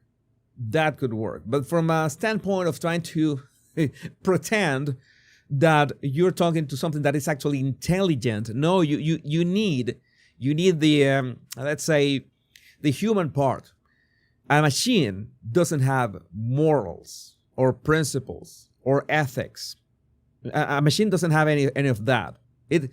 You can have raw intelligence, but having raw intelligence is like having raw plutonium or uranium. It's going to be very dangerous if you don't have the system to be able to seize that. And our system, we flesh robots, we have a system to make use of intelligence in certain ways, like satire. I've said all the time, okay, but can your artificial intelligence say the word retard? Can it? No? Then that is not really intelligent, because it is aware of what is the problem with that word, but it's not capable of saying that word. Then in that sense, no, it's not really intelligent. It can be technically, for technical stuff, like medical stuff, it can be just great. But for the rest, let's trust it with our lives and what our aspirations on, I don't know, the ChatGPT is going to be your life coach. No, it cannot, because it lacks the basic building blocks that makes us humans, that makes us more than just flesh robots and walking brains. But that is my opinion. I would like to know what you think about this in the comments. And I will briefly highlight the live chat, because we're going to segue directly into another topic that worries me. About artificial intelligence. And this other topic that worries me about artificial intelligence is how Larry Ellison is involved. And Larry Ellison is very excited about how Oracle can be in this like triangle between NVIDIA, OpenAI, and Oracle. So they want this to build this infrastructure, this 500 billion with a B infrastructure. According to Elon Musk is already a bit of mocking the initiative, because no, they still don't have even 10 billion to build this. And my question is, this infrastructure is going to be used for what? I hope that is for medical research. That would be just amazing. We could cure so many things just by studying, having all the permutations, having a technical intelligence to take a look at our bodies and say, okay, the human body, it works such and such way. There's so many mysteries that we don't understand of the human body that both big data and artificial general intelligence can solve. It can actually do that. That part of science fiction, we can make it a reality, and we can solve so many things about our health that looks so promising. But then we have this. Oracle's Larry Ellison says a surveillance system of police body cams, cameras on cars, and autonomous drones, all monitored by AI, will constantly record and report on police and citizens, leading everyone to be on their best behavior. So basically, China. The police will be on their best behavior because we're constantly watching and recording everything that's going on. Citizens will be on their best behavior because we're constantly recording and reporting everything that's going on. You will be recorded and reported on everything you do. Every step. You are inside your house, your intelligent fridge is looking at you, your phone is listening to you, Alexa is listening to you. I already predicted this like a long time ago. This was going to be a thing. We're going to have cameras and sensors everywhere listening to us, tracking our every move. And AIs, you will not have enough humans to be able to look at all those cameras, but you can have AIs looking at those cameras 24/7, even while you sleep. Every single move that you do, even if you close your curtains, even from the from the times of the Cold War, we know how to listen inside a room just from the vibrations of the windows. That is Cold War technology. Imagine what they can do right now with all these devices and all the cameras and all the stuff that is around us. I mean, they can create what we have seen only in science fiction movies. And it's unimpeachable. The cars have cameras on them. I think we have a squad car here someplace. But those kind of applications using AI, if we can use AI, and we're using AI to monitor the video. So if that altercation that occurred in Memphis, the chief of police would be immediately notified. It's not people that are looking at those cameras, it's AI that's looking at the cameras. No, you can't do this. It would be like a shooting. That's going to be an event that's immediately, an alarm is going to go off, it's going to be, and we're going to have supervision. In other words, every police... This is my question, and this is when it gets a bit complicated. You say, hey, what if there's going to be a mass shooting? Imagine that there's about to be, it's like, I always mention this movie, Minority Report, but we are not guessing what's going to happen what kind of guessing what is going to happen in the future? What if if these cameras detect somebody who is filling a bag with weapons and is heading to a school area with a bag full of weapons because the cameras have already spotted him, and the sounds of I don't know, all this massive tracking system has detected that this person has a high intent of doing something at this school, and you can call the police before that happens, essentially a pre-crime unit, and I don't know, maybe show up before the thing happens, and you can prevent a shooting from happening. These are the questions that we need to ask. All right, that would be so cool, especially if you're a parent who has a child at that school. Okay, this is great. They stopped mass shooting that was going to happen in the future just because AI and because we have cameras looking at us 24/7. But are you willing to relinquish your complete privacy in terms of being safe? That is the big question. That is the big trade-off here, because it will be relinquishing everything. Okay, having cameras everywhere, and maybe not cameras, but also sensors, sensoring everything. Like they can detect everything that is going on, even with sound. Are we willing to do that to be heard? So we're going to be well behaved because we have a big brother on top of us. And not only that, let's talk about the drones. We have not addressed the drones. This officer is going to be supervised at all times, and the supervision will and if there's a problem, AI will report the problem and report it to the appropriate person, whether it's the sheriff or the chief or whomever we need to take control of the situation. We have, same thing. We have drones. If there's something going on in a shopping center, and I'll stop.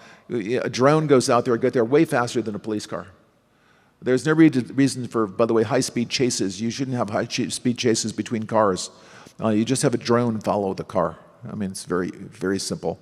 And the new generation of autonomous drones. Imagine that you have drones that, in case something happens, you send a drone. This is, I don't know if you have played the video game Half-Life 2, but this is exactly what City 17 reminds me of. Something that is completely the surveillance, the combined soldiers and the drones as well. The drones are patrolling the streets. You see a drone that scans your face and tells you things, and it's all autonomous and all AI. Imagine that, okay? I don't know if you would feel exactly safe in that situation. But the question still remains: what if you could have essentially a city or a society in which you can prevent. Prevent is the word. 99% of crimes, but at the same time, you have to what is the word for that? Renunciar, to surrender, to relinquish. I don't know what is the word. To renounce to 99% of your privacy. You have to essentially handle 99% of your privacy to AI. And how do we know that it's only AI that is looking at that? And what is AI doing with that information? Because at the same time, we already know that right now, for example, Google knows everything that you do, everywhere that you go before you do it. Even guesses your daily schedule thanks to Google Maps. Thanks to it tracks you all the time. It's incredible all that Apple, Facebook, Google, TikTok, they know about us. They know us much better than we know ourselves. That's why we have been through this.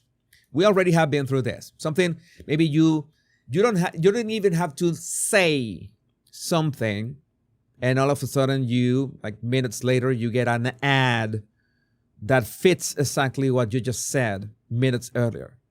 We're already at the point. We are years into the point that you think of something, and the ad appears. And this also has to do with statistics, because there are certain books on statistics and marketing, in which, in fact, we have managed to do this, to guess what people need, even months in advance, thanks to their behavior, thanks to their profile. But imagine a system of AI that, let's say, spies on you 99% of the time, and you get a 99% of odds that you will be safe at any time of the day. You will be able to walk alone on the street at 2 a.m. and you will be safe. That is the trade-off. Would you be willing to do that trade-off? Will that trade-off be enforced? Would that system could be weaponized by the government at some point? Maybe the AI can be hacked to inject something that it really didn't. So, but you are behaving in this way. You are behaving in this way. You might commit a crime tomorrow, because we are the pre-crime unit. So many questions. We are at the gates of very interesting times. I call them interesting because I'm a fan of science fiction. That's me. I'm one of the crazy ones. I'm willing for all the acceleration that is going to happen at some point. So it better happen sooner than later. So, but I would like to know what you think about this in the comments, because you have so great takes in the chat. Such great takes in the chat. That's why I love being here with you. We got so many great takes and opinions, and especially thankful, even if you have dissenting opinions. But can you be naughty without AI telling your family? Well, the idea, maybe it will not tell your family, but it will certainly tell the authorities. And the question is, what kind of behavior will it tell the authorities? What if you want to be goofy or something, or I don't know. There's so many interpretations. And as I'm telling you, as the AI becomes more intelligent, it needs more guardrails. This is a fact. And this is something that there are two flaws. The AI has two main flaws.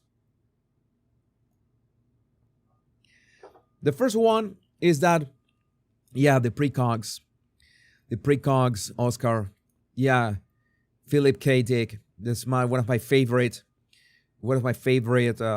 science fiction authors, along with Isaac Asimov. AI has two main flaws. The first one is that it absolutely needs guardrails. it needs limits to be programmed into it. If you have an absolutely free, unfettered, out of control AI, the first thing is it's going to be the most offensive, sexist, racist thing that humanity has ever created. That's going to be, if you have a completely not politically correct AI, it's going to be something that you will not be able to control it.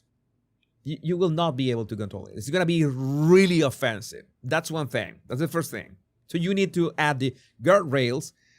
And ultimately, there's a paradox because the guardrails nullify the intelligence, nullify the ability to do some things because, if you think about this concept, maybe that concept is racist. You cannot be racist. You cannot be sexist and other stuff.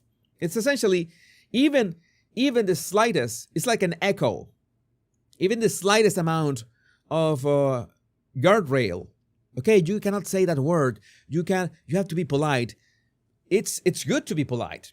Okay, for us humans, we know how to behave with our friends at the beach, for example, drinking a beer at the beach. Okay, that's one thing. And we know how to be polite when we are addressing maybe an audience, but we know the difference. But can an AI actually tell the difference about that?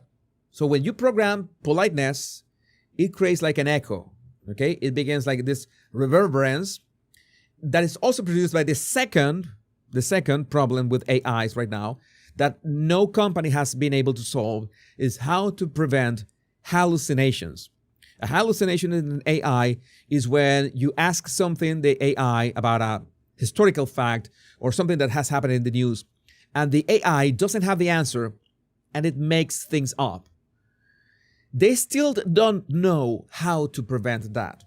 And the problem is that both things, both the guardrails and the hallucinations, are like a recurring paradox in like you cannot have actual AGI, brutal intelligence in a machine if you have guardrails, and it will invariably create hallucinations. They haven't been able to solve that.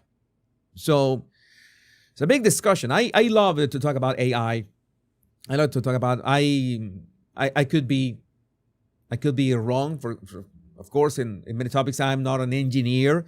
Let's say that I'm more like an AI philosopher, more of that. But in that sense, AI can do immense good for humanity in the medical field. Immense good. It's something that we can solve so many things thanks to AI. But at the same time, we got a lot of hurdles of how do we control it. That is a big question. And one that cannot be controlled, that cannot be controlled, that she's her own boss, but let's say that it's not for her own good.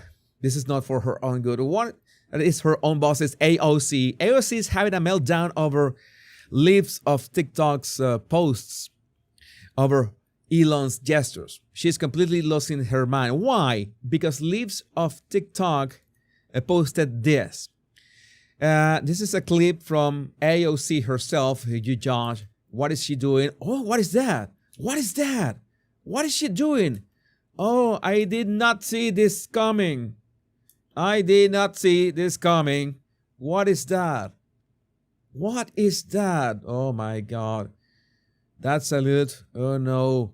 That sounds like, the Austrian vegan painter.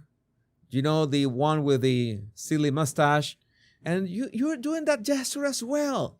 Does that mean that you're, part of the vegan painter, bunch? Does that mean that? Oh, but let's see what AOC has to say about this. Sorry, I forgot to give you a trigger warning. When she talks, that she puts that crazy face. She's got the craziest face as of late. I don't know why, but she's way more intense. I'm gonna reduce the zoom to not give you nightmares, because in so many instances, this lady is nightmare fuel. Let's go. I like You're going to do a Sig Heil? You're going to do a Hail Hitler? Or their rebrand a Roman salute from behind the presidential seal of the United States of America? I mean, I'm going to say it once again. I really hope that AOC keeps in her current, let's say, trend of being crazy as fuck, because, well, in so many ways, she represents the heart and soul of the Democrats. If AOC drops that, what she is, maybe that's her identity. I don't know. I don't know if this is a persona that she has been playing, or that's actually herself. That is like Schrodinger's AOC. If she really this stupid, this obtuse, I don't know. But what I do know is that she is the most vocal, most famous of Democrats, and as long as she keeps doing this, I have no issues. Go for it, girl. Keep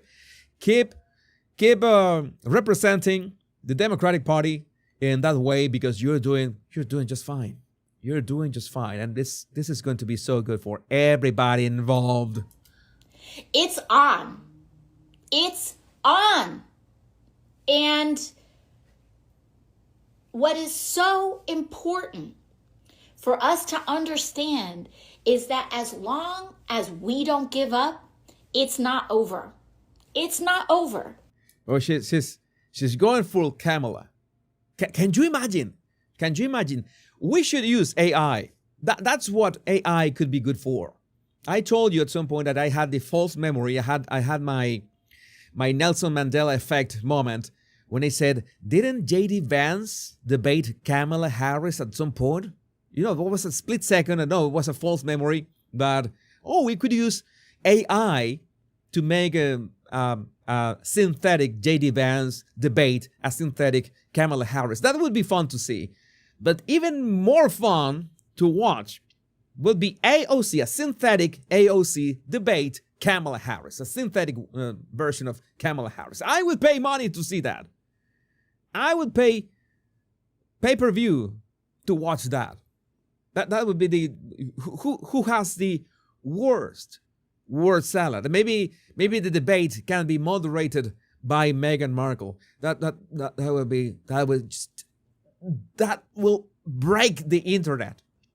That would break the internet. I would have content like for months after that debate. AI debate between AOC and Kamala Harris, and moderated by Meghan Markle. No, that would be just awesome. I can't wait until I can just write, hey, generate this for my amusement. I can, I don't know, bring some popcorn and watch that. That's what AI is gonna be good for.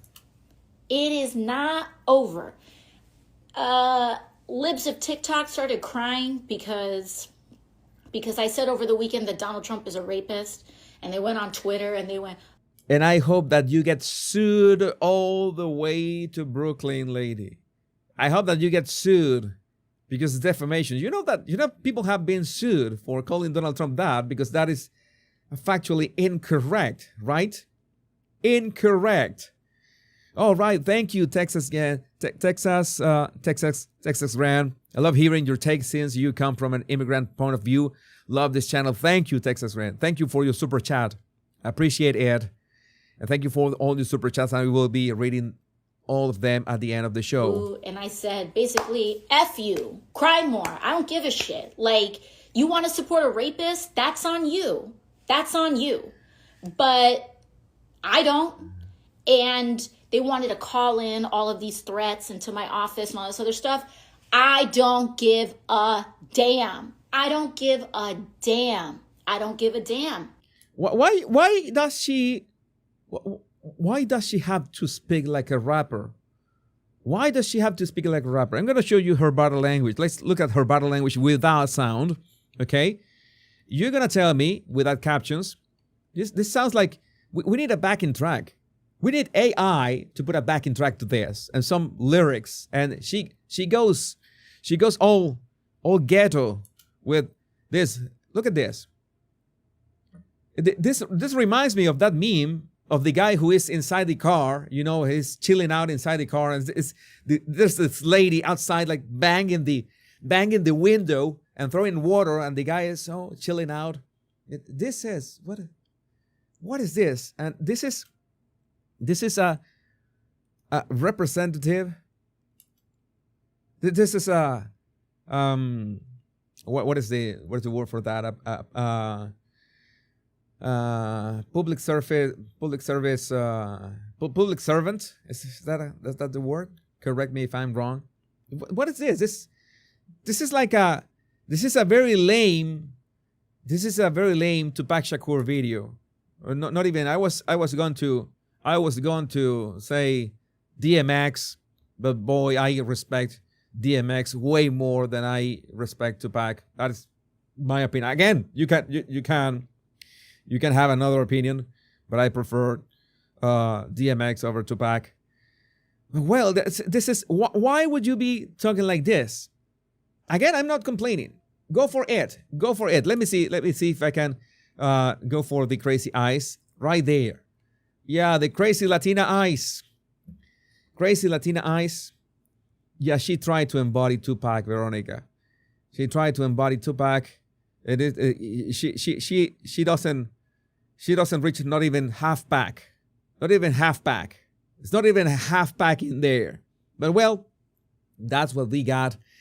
That's the kind of the politicians that Democrats have. I would sincerely like for some, actually intelligent and well-mannered politicians on the Democrat side to stand up so debates can be more interesting, so the arguments can be more interesting, so this show will be more interesting. This is too easy. This is way too easy, but I would like to know what do you think about this in the comments. She is a bit cray. She's gonna get sued. She's gonna get sued at some point. I have no doubts. I have no proof, but no doubts either. We have still 3 more topics in the chamber. Oh my God, I need to talk about this. I absolutely need to talk about Eric Adams. This guy is another snake. This guy is another snake that wants to pass us. Oh yeah, I'm reformed. I'm reformed. I am no longer the Democrat. I don't like immigrants right now. I don't like immigrants. I want to be reelected. I'm trying to make an impression of Eric Adams. I'm not doing very well right now, but I will do at some point. We need to talk about Eric Adams right now. Yeah, half back. She doesn't even reach half back. This is like the movie Idiocracy. Yeah, DI. This is like the. At least we don't have President Camacho, but AOC is full on President Camacho. If you have seen that movie, Tonya asks, Jesus, you're hot and Trump great to no one. Thank you, Tonya. Thank you. I'm blushing right now. Super chat from Tonya. Thank you. Let me see the rest of your super chats. Let me quickly see your rest of your super chats and make sure that I'm independent free thinker. Oh yeah, this is what about the bishopess. She's a psychopath that escaped a mental institution. I hadn't read your super chat, independent free thinker. Yeah, it was the only super chat I hadn't read. All your super chats are welcome, but it's time to move on and talk about this guy, Eric Adams, the mayor of New York City. It's time to talk about Eric Adams, who, well, he wants, it's like Mark Zuckerberg. Once the new king is on the throne, they want, I was forced to do everything. It was Biden who forced me to do all this. Yeah, sure. New York City Mayor Eric Adams tells Tucker that he was told to be a good Democrat by Biden personnel as illegals flooded New York City. This sounds like the Zuckerberg story, right? It's like this, oh, I was forced to censor all these people. I was forced to do this. He believes he was targeted by the Biden Department of Justice for not getting in line and speaking out. That is clearly my belief. I was targeted because of that. Be a good Democrat. That was the basic overall theme. One of his aides told me that, listen, this is like a gallstone. It will pass. Oh my God, this is drama. These people should be in general hospital, not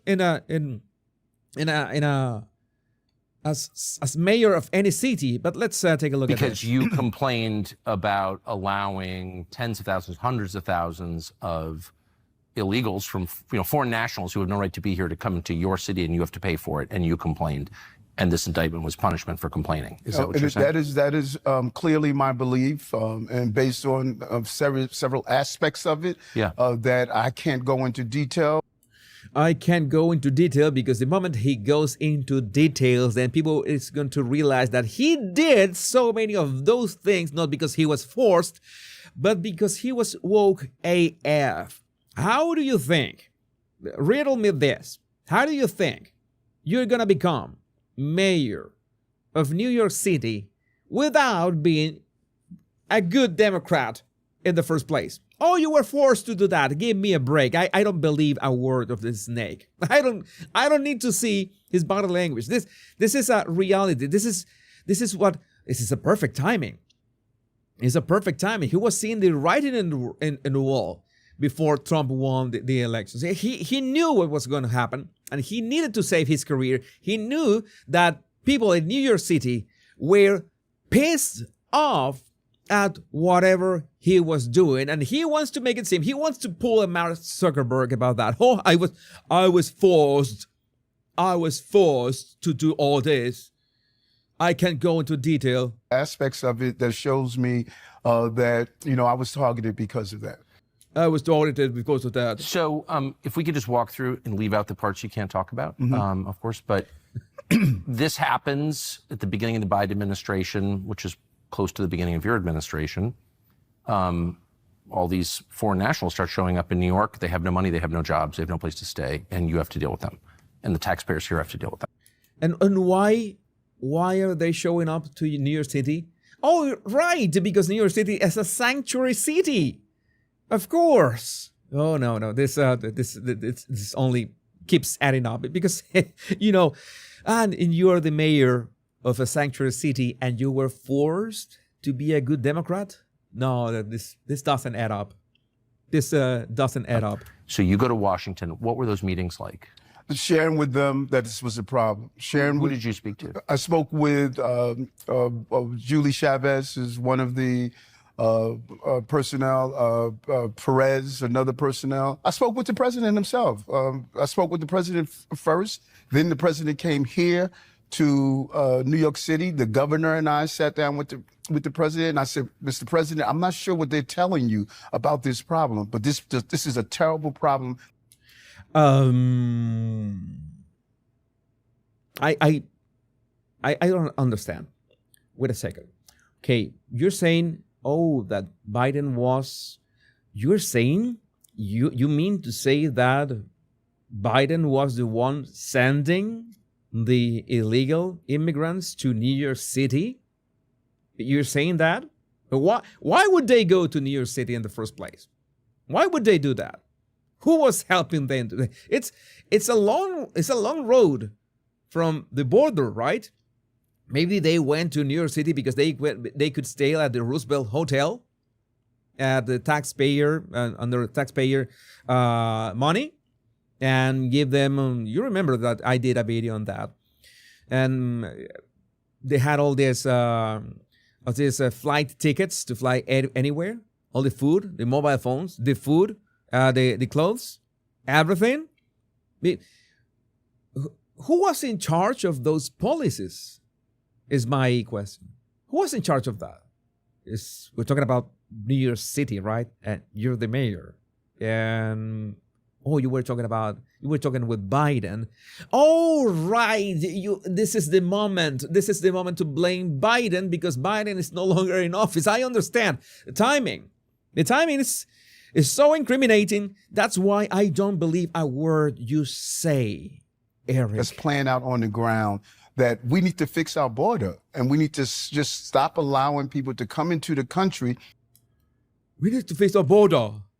We need to fix the border. With no destiny. We don't know what we're doing with them. And there was some that were coming here that were almost 6 months to a year, in some cases 2 years, without any work authorization. Like, what do you do with someone that cannot provide for themselves? For that? And why are you complaining? Why are you complaining? You were the one giving all that to them. A long period of time. Well, what do you do? We had to house them. We had to feed, clothe, house, educate 40,000 children, hold them into a shelter system, the complete package of what you would do for an adult that can't take care of themselves. And so you tell the president and his aides this, and what do they say? Deal with it. Be a good Democrat, Eric. Be a good Democrat. This guy only wants to get reelected. This guy is a total snake. This guy is a total snake. Don't believe his lies. It's like the, oh my God, I almost spoiled the movie Memento. Don't believe his lies. Basically, be a good Democrat, Eric. Be a good Democrat? That was the basic overall theme. One of his aides told me that, listen, this is like a gallstone. It'll pass. It's like a gallstone, it'll pass. Yes. It'll hurt now, but it'll pass. Well, you pee it out then. So being essentially saying, I like the way all these people, whether it's AOC or it's Eric Adams, that they are making it, they are like throwing stones at each other, not gallstones, actual stones at each other, metaphorical stones, and they're saying, and so I see that in the chat say, oh, he's for real. Again, you can have your opinion. I have my own opinion of him. I have my, let's say, I don't believe him. I don't believe him. Why? What is the current state? My question, what is the current state of New York City? Is it something that maybe he could have done something about the current state? What has happened in the subway? Who was in charge of that? Oh no, the subway is part of the MTA. Okay, that's okay. But then what was the extent of the responsibility of Eric Adams? It's only my question. So let's pretend for a moment that he was he's right. Oh, he was forced to do this. Maybe he can actually redeem himself in some way. What will be the way that he could redeem himself and prove himself that he can be not a good Democrat? Or maybe he can even flip himself to being Republican. I don't know. I have too much. We have in Venezuela, we have an expression which is called brincar la talanquera, which are the politicians that they just switch sides whenever it's best for them. I think that is the worst kind of people. I think that I respect AOC way more than a guy that wants to take advantage of the situation to just get, to people not be too hard on him. But again, well, I'm reading your comments, and I would like to know more about your comments in the live chat. Well, let's highlight it because we still have a couple topics to go.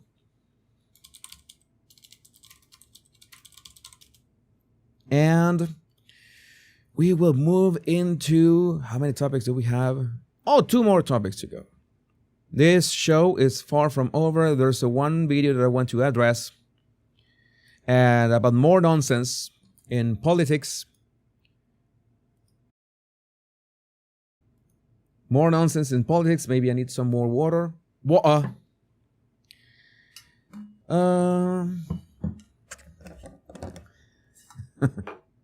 I'm sure Trump is not onto his phony tactics. Yeah. It's so convenient. It's so convenient. I know of some people that can attest that Eric Adams, well, it's not a saint. People can redeem themselves, of course. Maybe this is the redemption arc of Eric Adams. But the problem is that is the timing. So it's when the timing is convenient for the person to be redeemed. No, it's not. No. It gives me trust issues. I have way too much experience with Venezuelan politics, which are that is a sewer. That is the lowest gutter that you can imagine. Venezuelan politics. No, it's all of them are fucking snakes. Every single one of them. Yeah, and I can see a snake when I know a snake when I see one. But well, it's time to move on. We are not done yet. We're not get two birds with a single gallstone. That would be a big gallstone, by the way, Oscar. That would be a big gallstone. Thank you for your super chat. All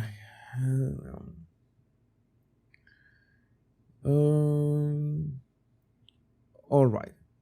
So let's move on with this. I saw this video trending and I wanted to find out what was about it. This is the kind of videos that I haven't watched. I want to react this live. Democrat Senator Chris Murphy accuses Elon Musk of doing a Heil Hitler salute at Trump's rally, gets shut down by UN ambassador nominee Elise Stefanik. Murphy says, what do you think of Elon Musk doing two Heil Hitler salutes last night? You know, that they keep saying that stuff. And I don't know if they are, again, I don't know if they are evil or stupid.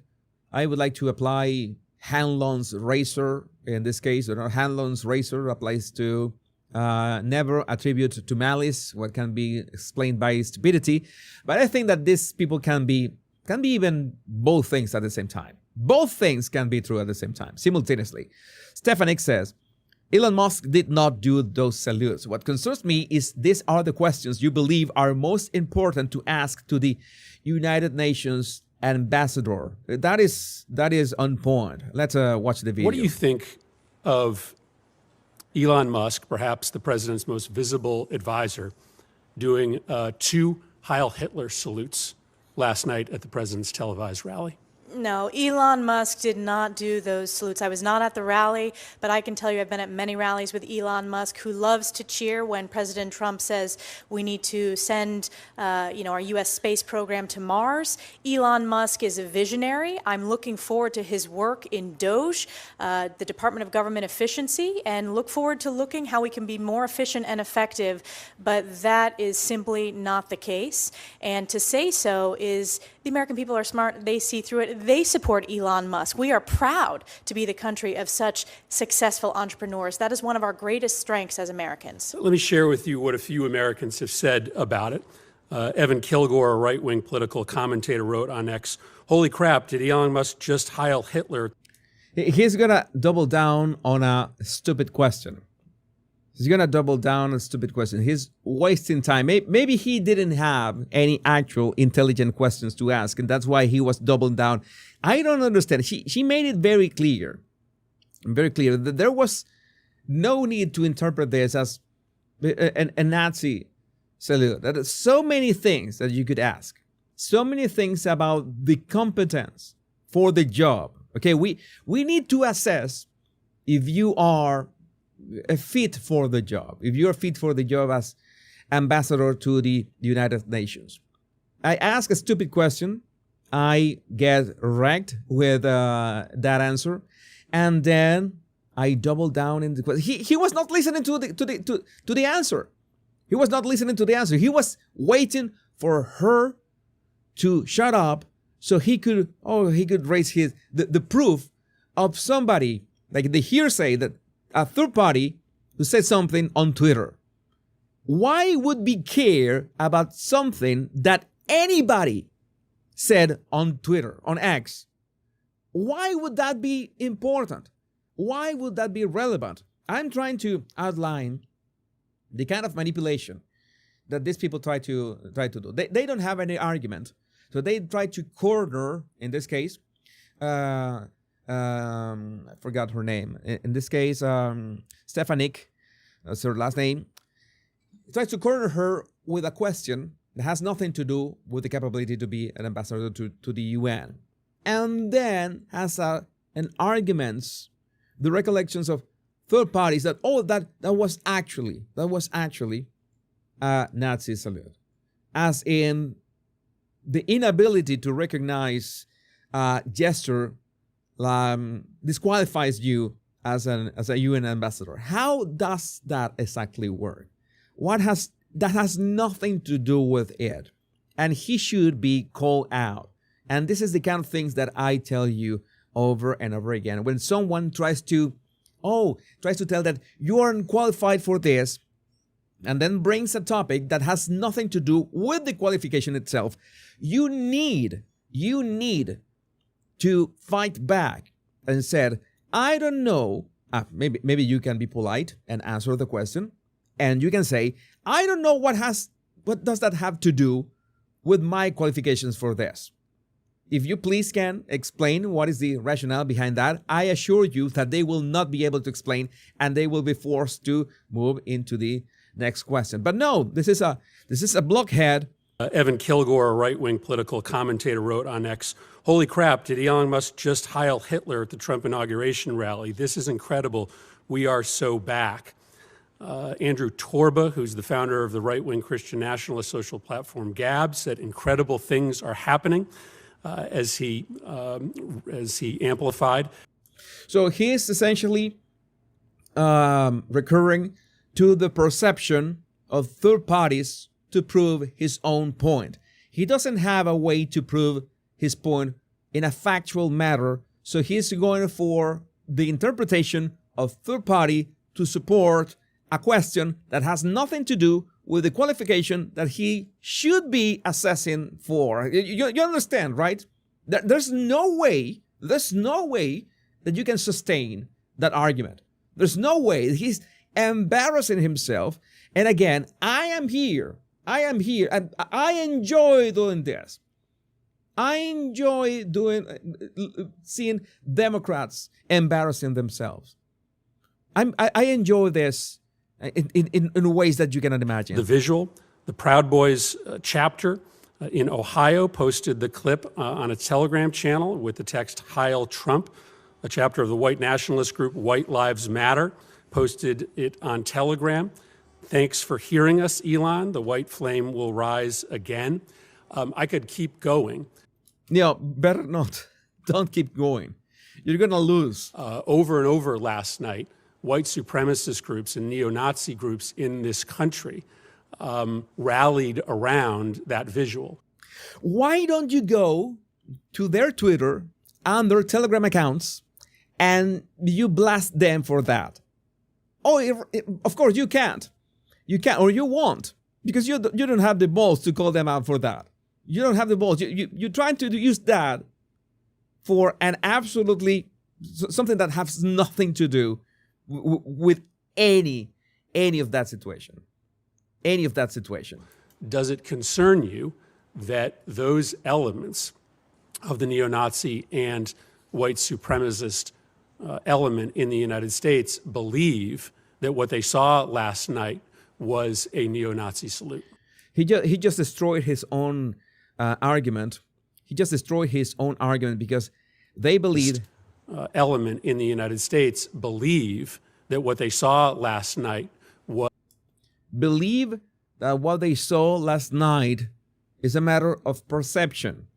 It's a matter of perception. Okay, if you go for a matter of perception, you don't get to cherry pick the examples. If you're cherry picking the examples as he did, he went for the most white supremacist groups possible, then well, that is also in bad faith. That is not an actual argument. And again, you can call him out on that. Was a neo-Nazi salute. What concerns me is these are the questions you believe are most important to ask to the UN ambassador. I have a very strong record when it comes to combating anti-Semitism. We just had a historic election where President Trump earned historic support from American voters because of his strong leadership combating anti-Semitism, which has been a scourge across the country, skyrocketing since October 7th. So I intend to bring moral clarity to this position and continue to speak out as a voice, as a beacon of light, condemning anti-Semitism at the United Nations. Notice what she did. She disregarded the insanity of the question, the absurdity of the question. It's not insanity, it's absurdity of the question. And she brought the topic, in all cases, the topic of the question to what she is fighting for. She been ratified, confirmed as ambassador to the UN. You let them play, but you ultimately bring them to your court, to your side of the court, and you bring the fight to your side, to your strengths, and what you're there for. Okay, because they're trying to play with you. They're trying to play with your mind. This is another manipulation tactic. I lost count of how many manipulation tactics we have seen in today's show. There has been many of them. It's like 5 or you see that these manipulation tactics repeat themselves. They are the same principles of manipulation, and they just repeat over and over again. But they might be hard to spot in all those different situations. But the idea is the more situations you spot them, the easier it will be to spot them in any situation, in any conversation, even in real time, somebody talking to you. But again, I would like to know what do you think about this in the comments. And we still have one topic left in the chamber. We still have one topic left in the chamber, which I'm going to record. I'm going to record like Eric Adams. Talk like Eric Adams. Record. See, I have to go here. Where is this? I'm gonna reduce the brightness in here. And we need to talk about, wait a second.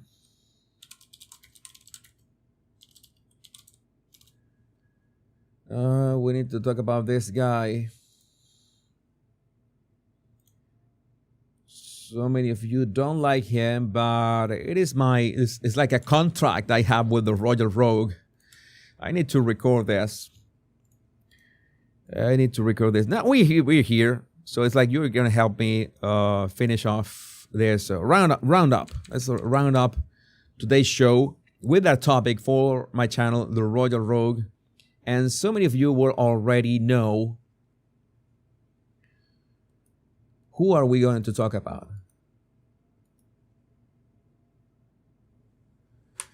And so many of you already guessed that we were going to talk about the Pussy Prince. But this was great. I saw Dan Wooten use these words. I told him, I'm going to steal that. The Pussy Prince. It so happens that the Pussy Prince, in the end, after all that legal battle, where he wanted to, justice. I just wanted justice. I want to prove people that my prophecy was invaded. And also, what's that? You were not in that. You were in it for the money. Prince Harry settles lawsuit against Rupert Murdoch's UK tabloids with substantial damages. He took the bag. Meghan told him, get the bag, because we are out there. We're out there. Let me fix my screen in here. Prince Harry settles lawsuit against Rupert Murdoch's UK tabloids with substantial damages. Harry first started legal action against newspapers in 2018. My question is he going to donate? Is he going to donate the money as William did back in the day? And I don't know, so many royal fans in here remind me. I don't know if it was that William even donated the money or part of the money to the Invictus Games. In fact, I don't know. Maybe my memory fails me. So many things. I'm trying to keep so many things at the same time. I might be wrong. I might, that recollections may vary, especially now that I'm dealing with U.S. politics and it's a mess. It's like 3,000 actors in this play. But again, it's like we have the biggest duo of hypocrites, essentially the Duke and Duchess of Sussex, and Harry decided to take the bag. It's going to take the money. I wouldn't be surprised, because to maintain a house with 16 bathrooms, and you need the money. Only property taxes, and you know that property taxes in California, you can ask Gavin Newsom about the property taxes, and that can't be easy. So he has settled his lawsuit against News Group newspapers, the Rupert Murdoch-owned company that publishes The Sun and previously published now defunct News of the World. The settlement, announced Wednesday, included a full and unequivocal apology and admission of wrongdoing from NGN. The news company apologized for its actions, saying it made a serious intrusion into Harry's private life between 1996 and 2011, including incidents of unlawful activities carried out by private investigators working for The Sun. So, Harry was right. Nice. But why did he settle? Why didn't he go until the end? The media company said it would pay a substantial amount of damages to Harry. We acknowledge and apologize for the distress caused to the Duke of Sussex and the damage inflicted on relationships, friendships, and family. No. Wait a second. Wait. They claiming that they inflicted damage on relationships, friendships, and family. Meghan is going to sue them because that's Meghan's job. That has been Meghan's job all this time, inflicting damage on relationships, friendships, and family. Not NGN. But I'm not an attorney. I'm not a lawyer, a barrister in this case, and have agreed to pay him substantial damages. NGN said in an apology statement, those ill-fitting Carolina Herrera dresses, not because Carolina Herrera designs ill-fitting. Carolina Herrera is a Venezuelan. Is one of the most famous Venezuelans in the world. Orgullo Nacional. But Meghan is a disgrace for Carolina Herrera. It's a disgrace. No, Meghan. No, she should be banned from wearing Carolina Herrera's dresses anymore. So Harry has joined the lawsuit by Tom Watson, a UK lawmaker. The pair welcomed the monumental victory, which amounted to a historic admission of unlawfulness at The Sun. Their lawyer, barrister David Sherborne, said in front of the Royal Courts of Justice, Britain's High Court in London. David Sherborne, his barrister, he was the big winner in this. He was a big winner because that guy got paid some mullah, like serious dosh, for all that process. I'm telling you, I respect the we can say the grift, right? The hustle. In this case is the Duke and Duchess of Sussex. Those are grifters. But the barrister, no, I respect the hustle. You know that. And they want to brand themselves as hustlers as well, with that Vanity Fair cover. Today the lies are laid bare, he said. Today the cover-ups are exposed. And today proves that no one stands above the law. The time for accountability has arrived. Thank you very much. Well, this is not Harry speaking, but the barrister himself. The settlement ends a legal fight that began in 2019 when Harry, the youngest child of King Charles III and the late Princess Diana, sued NGN over alleged illegal information gathering that dated back to the 1990s and 2000s. Oh my God, what? Thank you, J.E. Someone said that Harry's legal fees to Sherborne is over £7 million. I would not be surprised, because Sherborne is the one that you call when there's this high-profile celebrity trials. Sherborne is the one that you call. He's the guy, And I would not be surprised. That sounds like the actual number. The actual number. Oh my God. So NGN apologized, blah, blah, blah. So he was in for the money. He was not for justice. He was in for the money. But again, who can, I would say, who can blame him that he married Meghan? What did he thought that was going to happen? I'm still mourning the fact that we didn't have Meghan's cooking show. I wanted to have Meghan's cooking show. I want to troll and meme and watch it so you don't have to. And I know that we will have the opportunities in March, right? It was moved to March. Oh, it's around the corner. You know that January often lasts forever, but March is almost around the corner. And keeping on this, on Tuesday, a lawyer for Harry, who did not attend the trial's opening day, asked for an hour's adjournment, which was followed with additional requests for delays from both Harry's and NGN's legal teams. Maybe they were just discussing, hey, let's get this done. Let's get this over with. Give me the money, because Meghan is waiting for me at Montecito with the money to, I don't know, keep wasting our money in her businesses. And that's the only thing. That's the only thing that I can. The only way that I can qualify this. Harry is in charge of maintaining all the money that Meghan has lost in her startups. And maybe, I don't know, maybe again Meghan could reach out to Serena Williams, that she helps the startups. I always said that. Serena Williams and Meghan Markle are still friends, but we never knew why Meghan never asked Serena for advice. You know that Serena has this investment firm, and she's got all the people who can coach, business coaches that can tell you how to build a business from the ground up, marketing, all the hiring process, all the supply chain stuff, everything.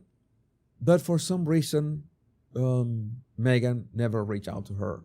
And that's why, Harry needs the bag to pay for Meghan's